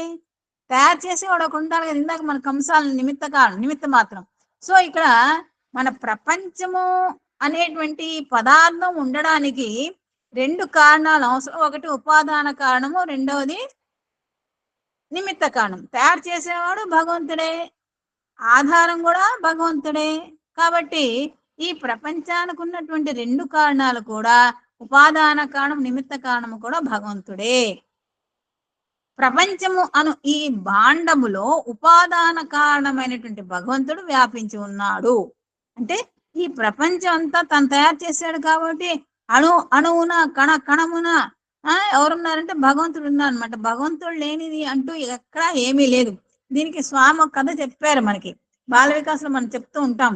ఒక గురువు గారంట పిల్లలకి అరటిపళ్ళు ఇచ్చి మీరు ఎవ్వరు చూడకుండా తినండర్రా అని చెప్పారంట. ఒకడేమో మంచం చాటు దాక్కుని, ఒకడు చెట్టు చాటు దాక్కుని, ఒకడు తుప్ప వెనక, ఒకడు వంటిల్లు వెనక, ఒకడు ఆశ్రమం వెనక, అట్లా డిఫరెంట్ ప్లేస్లో వెళ్ళి తినేసారు. తినేసి తొక్కలు తీసుకొచ్చారు. తినేసాం గురువు గారు అన్నారు. కానీ ఒకడు మాత్రం తినకుండా వచ్చేసాడు అరటిపండు పట్టుకుని. ఎందుకురా నువ్వు తినలేదంటే, గురువుగారు మీరు చెప్పారు కదా సర్వత్రా కూడా భగవంతుడు వ్యాపించి ఉన్నాడు, భగవంతుడు లేని ప్రదేశం అంటూ ఏమీ లేదని చెప్పారు కదా, అందుకని భగవంతుడు నేను ఎక్కడ తిన్నా చూస్తాడు కదా, అంచేత నేను తినలేదండి, భగవంతుడు లేని ప్రదేశం లేదు అని అన్నాడు అనమాట. కాబట్టి ఈ ప్రపంచంలో ఉపాదాన కారణం అంటే భగవంతుడు అంతటా వ్యాపించున్నాడు. దీనికి నిమిత్త కారకుడు కూడా భగవంతుడే. సమస్త పదార్థములందు పరార్థము అంతర్లీనమై ఉండును. ఇందాక చెప్పారు కదా, ప్రతి పదార్థంలో కూడా ఒక పరార్థం ఉంటుంది. ఇక్కడ పర అర్థం అంటే ఇతరుల కొరకు, ఇతరుల కొరకు ఆ పదార్థం అనేది చేయబడి ఉంటుంది. అది మన కర్తవ్యం అన్నమాట. ఇతరులకు సహాయం చేయడం అనేది మన కర్తవ్యం, ఇతరులకు అందించడం అనేది మన కర్తవ్యం. సో ఏ పదార్థం ఉన్నా కూడా అది పరార్థమే. ఒక వృక్షాన్ని భగవంతుడు సృష్టించాడు అంటే ఆ వృక్ష ఛాయలో ఎన్నో జంతువులు సేదతీరుతాయి, ఎన్నో క్రిమికీటకాదాల ఆవాసమై ఉంటుంది. దాని పళ్ళు, ఆకులు, కాయలు అన్నీ కూడా జంతువులకి మనకి కూడా పనికొస్తాయి. అంటే ఏ పదార్థం సృష్టించిన భగవంతుడు అది పరార్థం నిమిత్తమై సృష్టించబడి ఉంటుంది. అది అంతర్లీనంగా ఉంటుంది అనమాట. పరార్థము లేని పదార్థము ప్రపంచంలో ఉండుటకు వీలు లేదు. అంటే ఈ ప్రపంచంలో ఏది సృష్టించబడినా కూడా పరార్థము కొరకే. అదే పరార్థం అంటే ఇతరుల కొరకు, ఇతరుల యొక్క మేలు కొరకు, అంటే సంఘటితమయ్యి అందరికీ ఉపయోగపడేట్టుగా ఉండడానికే భగవంతుడు ప్రతిదాన్ని సృష్టించాడు. అంటే స్వామి చెప్తుంటారు, మీరు తిని పడుకుని తర్వాత తాగి పడుకుంటే మీకు జంతువులకి ఏమీ తేడా ఉండదు. కానా సోనా మరణ, దానికి నీకు తేడా ఏమీ ఉండదు. కాబట్టి మీరు ఇతరుల కొరకు జీవించాలి. పరోపకారార్థం ఇదం శరీరం అని అన్నారు అనమాట. అది అనమాట, అది పరార్థం. ప్రతి పదార్థమునకు ఒక పరార్థం ఉండియే తీరవలెను. ప్రతి పదార్థానికి కూడా ఒక పరార్థం అనేది ఉంటుంది. ఈ విచిత్రము మనుష్య మాత్రులు తెలుసుకొనలేరు. ఈ విచిత్రం అంటే ప్రతి పదార్థం కూడా పరార్థం కోసం ఏర్పడింది అనేటువంటి ఈ బ్రహ్మ సూత్రాన్ని ఇంకో విధంగా చెప్పాలంటే మనం తెలుసుకోలేదు. ఇది అంత సులభము కూడా కాదు. కేవలము నామరూపములను చూచి మోహించుట, భ్రమించుట, విచారించుట, దుఃఖించుట ఇది కుదర్శనము. కొన్ని వస్తువులు మనం చూసి వాటిని తెచ్చుకుంటాం, ఎందుకంటే మోహిస్తాం, కోరుకుంటాం అది మా ఇంట్లో ఉండాలని. తర్వాత దాని గురించి ఎన్నో భ్రమలు పెంచుకుంటాం. తర్వాత అది ఏమైనా పాడైపోతే విచారిస్తాం. తర్వాత అది పూర్తిగా నాశనం అయిపోతే దుఃఖిస్తాం. ఇవన్నీ కూడా కుదర్శనము అంటే చెడ్డ దర్శనములు, మంచివి కావు. ఇవి నానా రూపములతో కనిపించు జడములు. ఇప్పుడు ఇవేంటంటే అనేక రూపంతో కనిపించేటువంటి జడములు. ఒక్కోసారి జడములు కూడా ఒకే పోలికని కలిగి ఉంటాయి, కానీ వాటి ధర్మాలు, కర్తవ్యాలు డిఫరెంట్ గా ఉంటాయండి. ఉదాహరణకి అలాగే మనం ఎన్నో ఉదాహరణ చెప్పుకోవచ్చు. చిన్న ఉదాహరణ మన అందరికీ తెలిసిందే, కలకండ, పటిక. ఆ రెండు ఒకలాగే ఉంటాయండి, కానీ వాటిని తరచి చూస్తే, వాటిని ఉపయోగించి చూస్తే ఆ రెండింటి. అలాగే ఉప్పు, కర్పూరంబు ఒక్క పోలికను మనకు చిన్నప్పుడు పద్యం చదువుకున్నాం కదా. అదే విధంగా ఒకేలాగా ఉన్నప్పటికీ కూడా వాటి ధర్మాలు, వాటి రుచులు, వాటి రూపంలో తేడా ఉండకపోవచ్చు, వాటి ధర్మాల్లో మాత్రం తేడా ఉంటుందన్నమాట. ఇవి నానా రూపములతో కనిపించి జడములు. జడము అంటే చలనము లేనిది, స్థిరమైనటువంటి రూపము కలిగినది అని అర్థం అన్నమాట. ఈ రూపనామాల నామములలో అనగా అనేకత్వములో ఏకత్వమును నిరూపించుట, చూచుట, ఆనందించుట, అనుభవించుట, దీనిని సుదర్శనము అని అంటారు. వివిధ రూపాలు ఉంటాయండి. వాటినేమో మనం అనుభవిస్తాము, చూస్తాము, ఆనందిస్తాము, వాటిని మననం చేసుకుంటాం అన్నమాట. దీన్ని ఏమన్నారంటే సుదర్శనము. సు అంటే మంచి, దర్శనం చూచుట అని అర్థం. ఇప్పుడు చూడండి, అనేకమైనటువంటి మతాలు ఉన్నాయండి. మతములు అనేకములు కానీ గమ్యం ఒకటే. అదే అనేకత్వంలో ఏకత్వం చూడటం అనమాట. అలాగే పశువుల వన్నెలు వేరు, పాలు ఒక్కటే, వాటి రంగు ఒకటే. అదే చెరుకుకు వంకర్లు ఉంటాయి, చెరుకు కూడా ఎన్నో రకాలు ఉంటాయి, కానీ తీపి మాత్రం ఒక్కటే అన్నమాట. సో ఈ విధంగా మనము సుదర్శనం అంటే మంచిగా ఉండేది, మంచిగా మన బుద్ధి కుశలతో చూడటం అన్నమాట. అన్నిట్లో ఏకత్వాన్ని మనం చూడాలి. అదే విధంగా చూడండి, గులాబీ పువ్వు తీసుకున్నాం చిన్నది. ఆ గులాబీ పువ్వుకి ఎన్నో రేఖలు ఉంటాయి. అన్ని రేఖలు ఒకే విధమైనటువంటి సువాసనను వెదజల్లుతాయి. కానీ అవన్నీ కూడా సెంటర్ పాయింట్ కి సెంట్రిపెటల్ ఓకే, ఆ సెంట్రిఫ్యూగల్ కి అంటుకుని ఉంటాయి అన్నమాట. ఇవన్నీ విడివిడిగా ఉంటాయి, ఊడిపోతూ ఉంటాయి. కానీ వాటిలో ఉన్నటువంటి మంచి వాసన అనేది వదలదనమాట. కాబట్టి ఇవి ఏకత్వాన్ని నిరూపిస్తాయి. మనం చూస్తాము, ఆనందిస్తాము, అనుభవిస్తాం అన్నమాట. దీనిని ఏమన్నారు? సుదర్శనము అని అన్నారు. కాన అనేకత్వంలోని ఏకత్వమే పరతత్వము. సో అనేకత్వంలో ఇప్పుడు మనం అనుకున్నాం కదా, మతాలు అనేకం, పశువులు వేరు, చెరుకు గడలు, ఇలా అనేకత్వం ఉంటాయి, ఉంటాయి. అందులోని ఏకత్వం, ఒకే ఒక గుణం ఉంటుంది, అదే పరతత్వము. దానిని ఆశ్రయించుటే మోక్షము. మోహక్షయమే మోక్షము. ఏ ఏకత్వమైన పరతత్వం ఉందో దాన్ని మనం ఆశ్రయించాలి. దాన్ని ఏమన్నారంటే బ్రహ్మనిష్ట అని కూడా అనొచ్చు అనమాట. ప్రతి జీవియు ఈ స్థితిని అనగా మోక్షము లేక బ్రహ్మ ప్రాప్తి పొందియే తీరవలను. మన జీవన గమ్యం ఏమిటంటే బ్రహ్మను పొందడమే, పరబ్రహ్మము చేరుకొనుటే. ప్రతి సమితి సభ్యునికి కూడా కొన్ని లక్షణాలు, 3 లక్షణాలు 4 లక్షణాలు ఉండాలంటారు. ఒకటి, స్వామి పైన అచంచలమైన విశ్వాసము. తర్వాత సంఘంలో మంచి పేరు కలిగి ఉండాలి. తర్వాత మోక్షం గురించి అతను ఎప్పుడు కూడా తప్పిస్తూ ఉండాలి. సో మోక్షము లేక బ్రహ్మ ప్రాప్తి పొంది, అదే మన లక్ష్యం కావాలన్నమాట. అహంకార మమకారములకు చిక్కి ఖేద మోదం అనుసరించు బద్ధుడైన మానవునకు ఈ బద్ధత్వం నుండి విముక్తి కావాలనే వాంఛ ఏనాటికైనా ఉదయించక తప్పదు. వయసులో ఉన్నప్పుడు మనకి ఎన్నో బంధాలు, కోరికలు ఇవన్నీ వస్తాయి. కాస్త ఉద్యోగం పెద్దదిగా ఉండి, కాస్త ఆస్తి ఉంటే, అందరికి కాదనుకోండి, కొందరికి సుమా ఏదో అహంకారం వస్తుంది. ఎన్నో అహంకారాలు ఉంటాయి. జనాహంకారం, మదం అంట, జనమదం అంట, ధనమదము, ఇట్లాంటివి ఉంటాయి అనమాట. అవన్నీ కూడా అహంకారం, మమకారం వస్తాయి అనమాట. వీటి వలన ఏంటంటే మనకి కష్టాలు, నష్టాలు, బాధలు ఇవన్నీ వస్తాయి అనమాట. ఎందుకంటే వీటన్నిటికీ మనం బద్ధుడై ఉన్నాం అనమాట. కానీ వయసు ఊడిగి తర్వాత వయసే కాదు, శరీర వయసే కాదు, జ్ఞానం ఎప్పుడైతే మనకి లభిస్తుందో అప్పుడు మనకి ఈ బంధాల నుంచి విముక్తి కావాలి. నాకేంట్రా బాబు పొద్దున్న లేచించి బంధం, ఈ వంట చేసుకోవడం, వీళ్ళకి పెట్టడం, వీళ్ళందరికీ పోషించడం, ఇదేనా నా జీవితం అని అనిపిస్తుంది అనమాట. సో ఇవన్నిటిని కూడా వదులుకోవాలి. వదులుకుని మనం బ్రహ్మ వైపు ప్రయాణం చేయాలి. అట్టి బంధము నుండి విముక్తి కోరితే ముక్తి. సో మనం ఈ బంధాలన్నిటి వదులుకుని భగవంతుడి దయల, స్వామి దయల, అహం సత్యబోధక, మాకు ఎన్ని పనులున్నా సరే 10:30కి అన్ని ముగించుకుని, అన్ని పని అయినా అవ్వకపోయినా పక్కన పడేసేసి ఇక్కడే కూర్చుంటాం అనమాట. అంటే ఆ బంధాలను వదిలించుకోవడానికి మనకి అహం సత్యబోధక ఒక ఉపాదానం, అంటే ఒక కారణం అనమాట. అది టెంపరీ కాదు, పర్మనెంట్ కారణం అనమాట. సో చావని త్రోవనే మోక్షము.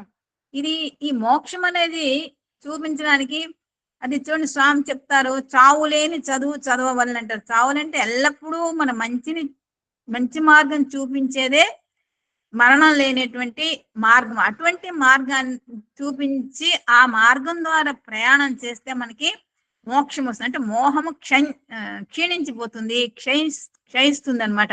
దానివల్ల మనకి మోక్షం వస్తుంది. దానిని వెతుకుటయే బుద్ధిమంతుల లక్షణం.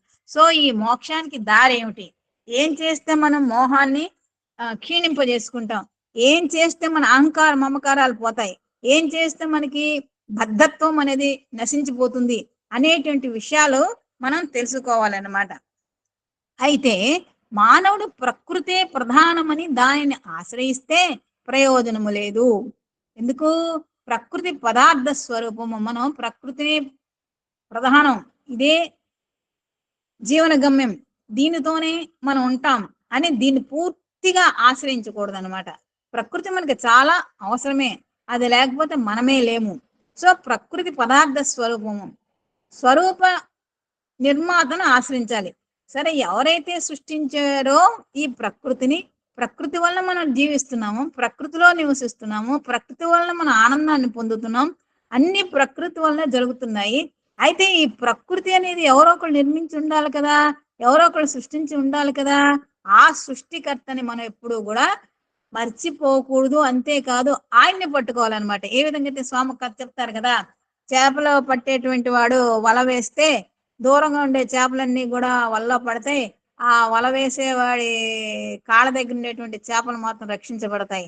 ఆ విధంగా మనం ఈ ప్రకృతిని సృష్టించినటువంటి నిర్మాతను మనం ఆశ్రయించాలి.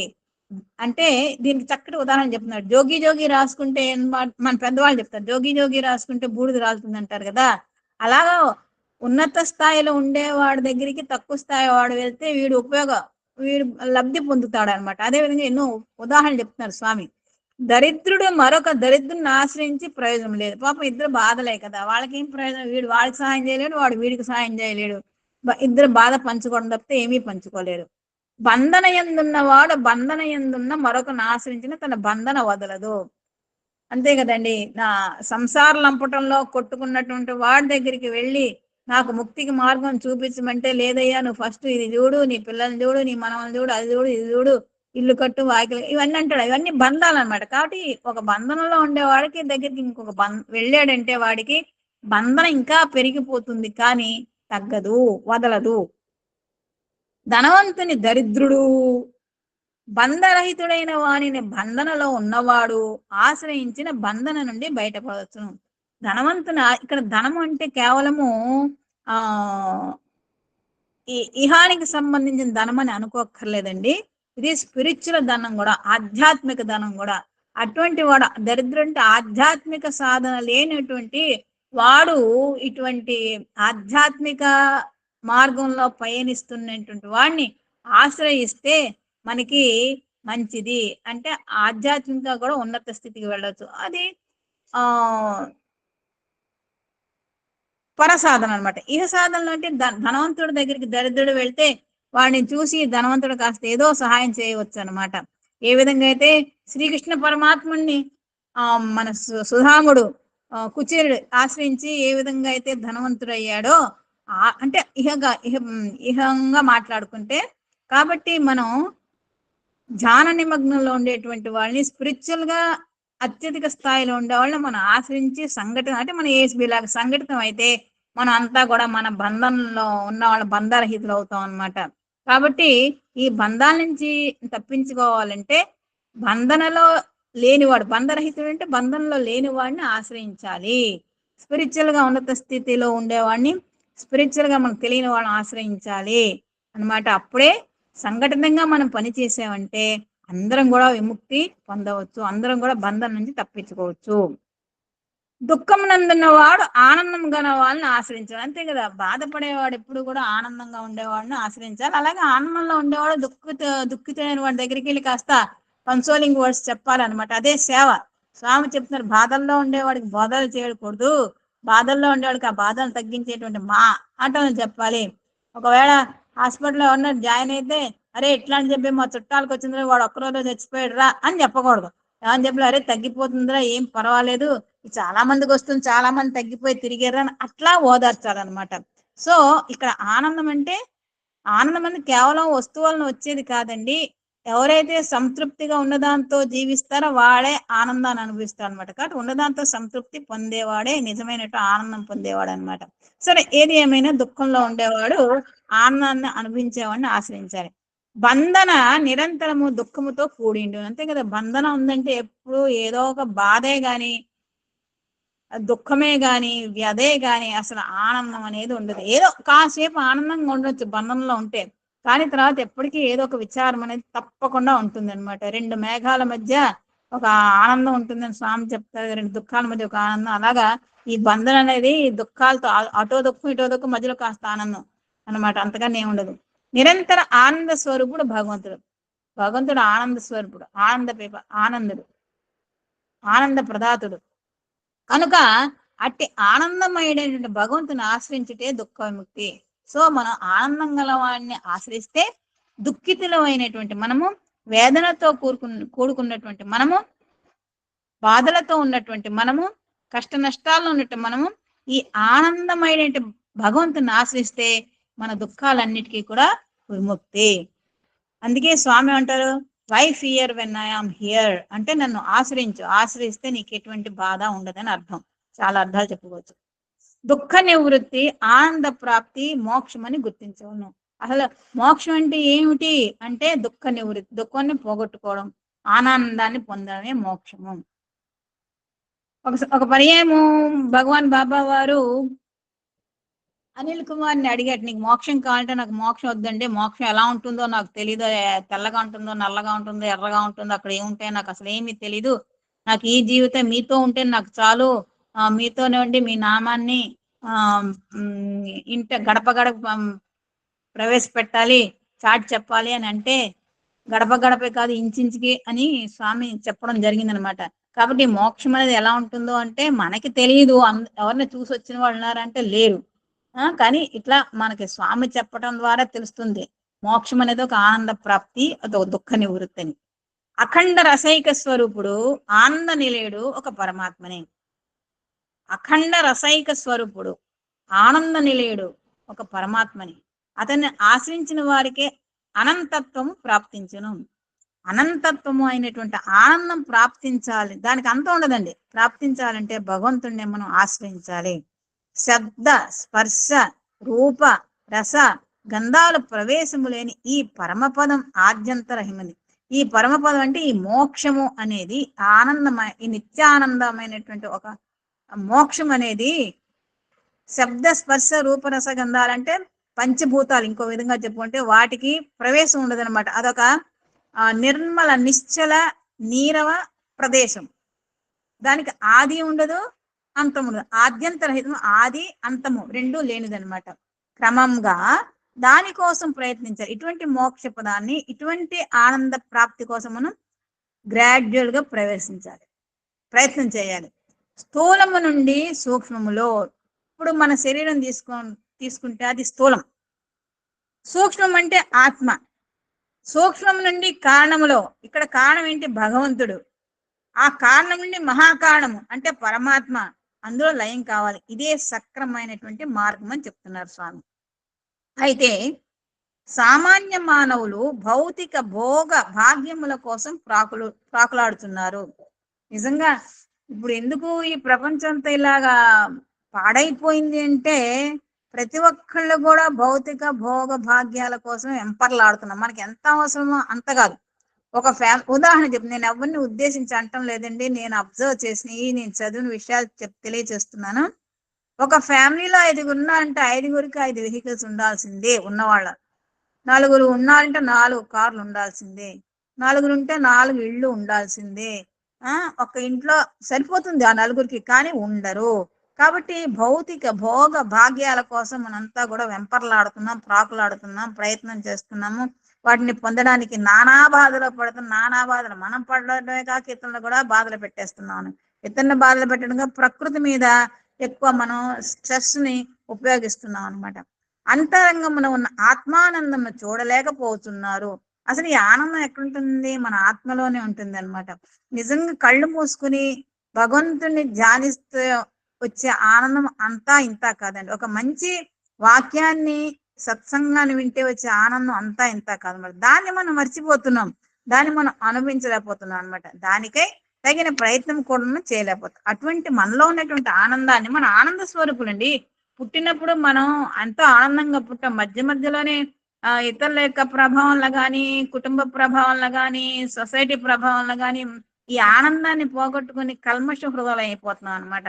కాబట్టి ఆనందం అనేది మనలో ఉంది. అందుకే స్వామి ఆనందం కోసం మీరు ఎక్కడికి వెతకక్కర్లేదు, మీరే. అందుకే ఆనంద స్వరూపులారా అంటారు స్వామి.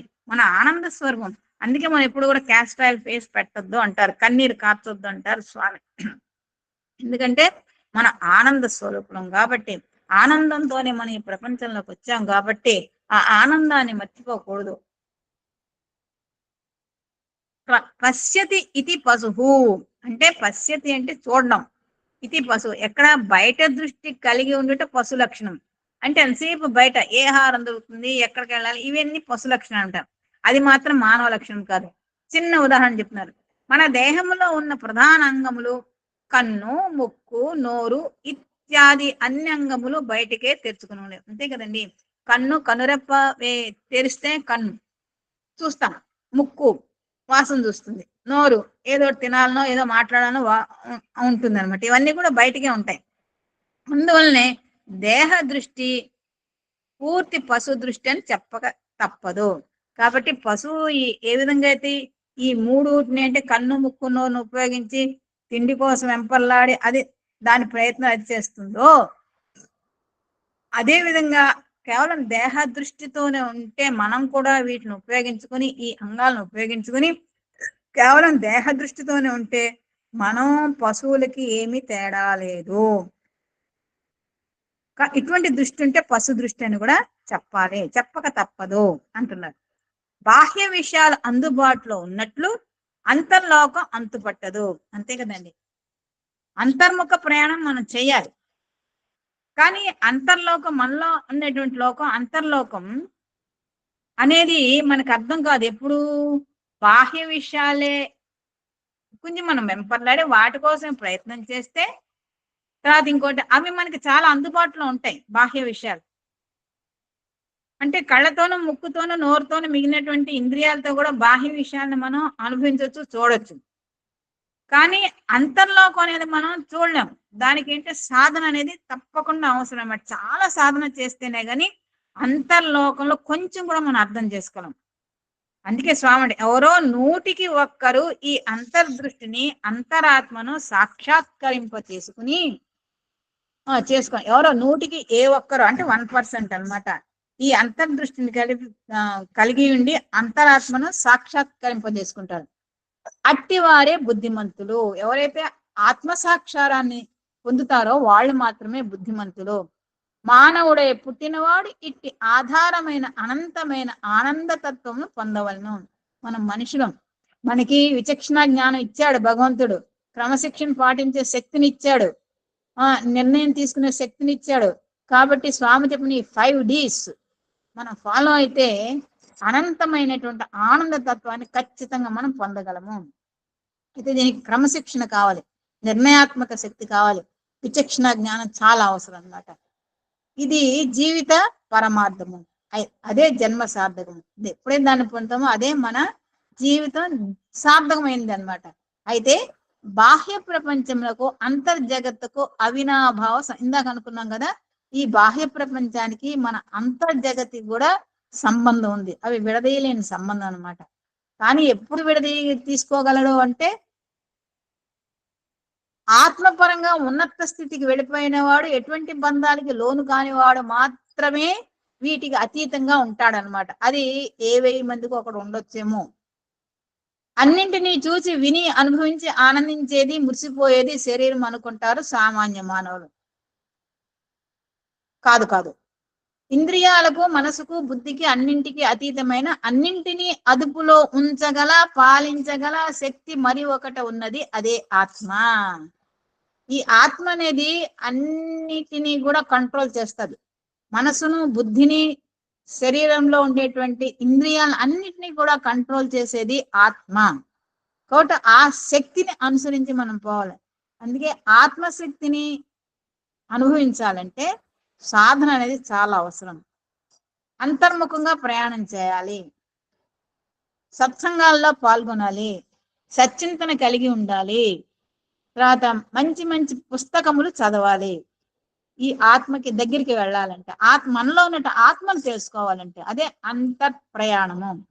దానిని లక్ష్యంలో ఉంచుకొని ఇంద్రియాలతో, మనసుతో, బుద్ధితో నీవు జగత్తును అనుభవించమని తెలుపుతుంది ఈ సూత్రం.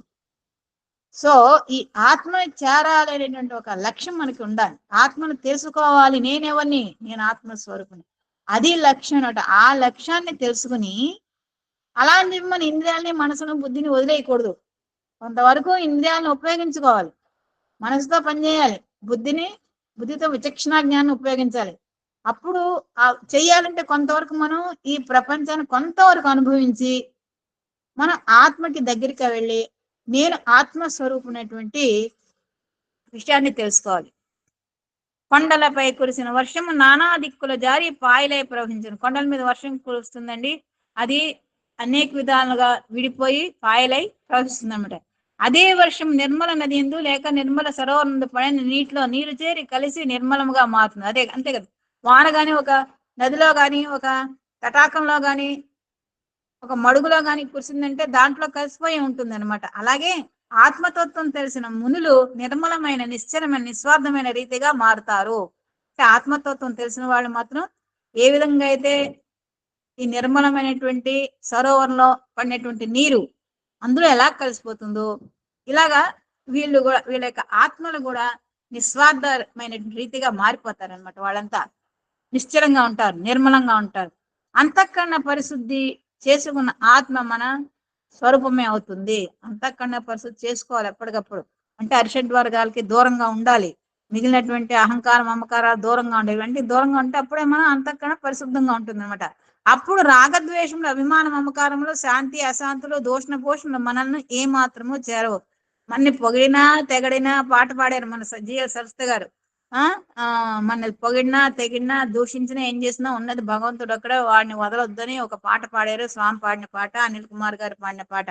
కాబట్టి వీటినన్నిటికీ కూడా దూరం చేసుకోవాలి, బాధించవు. ఎప్పుడూ మనం వీటన్నిటికీ దూరంగా ఉంటే, అంటే భగవంతుడు ఒక్కడే ఉన్నాడు, వాడే నాకు కావాలి, వాడి దగ్గరికి నేను వెళ్తాను అనేటువంటి ఆ ఆత్మతత్వాన్ని తెలుసుకుని ఆత్మకు సన్నిహితంగా వెళ్ళాలి. అవి కూడా మనకు సమత్వం నిరూపించను. సమితి అంటే సమత్వం కదా, కాబట్టి ఇవి కూడా మనకి సమత్వాన్ని నిరూపిస్తాయి అన్నమాట.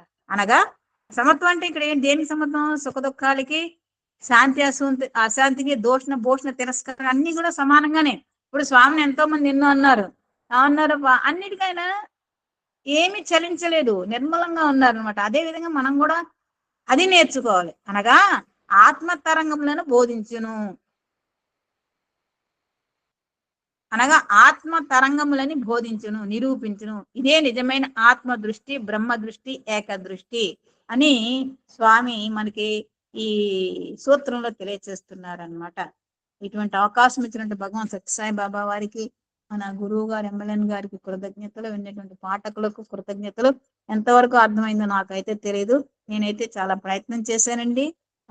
సాయిరామ్ అండి అవకాశం ఇచ్చింది. సాయిరామ్.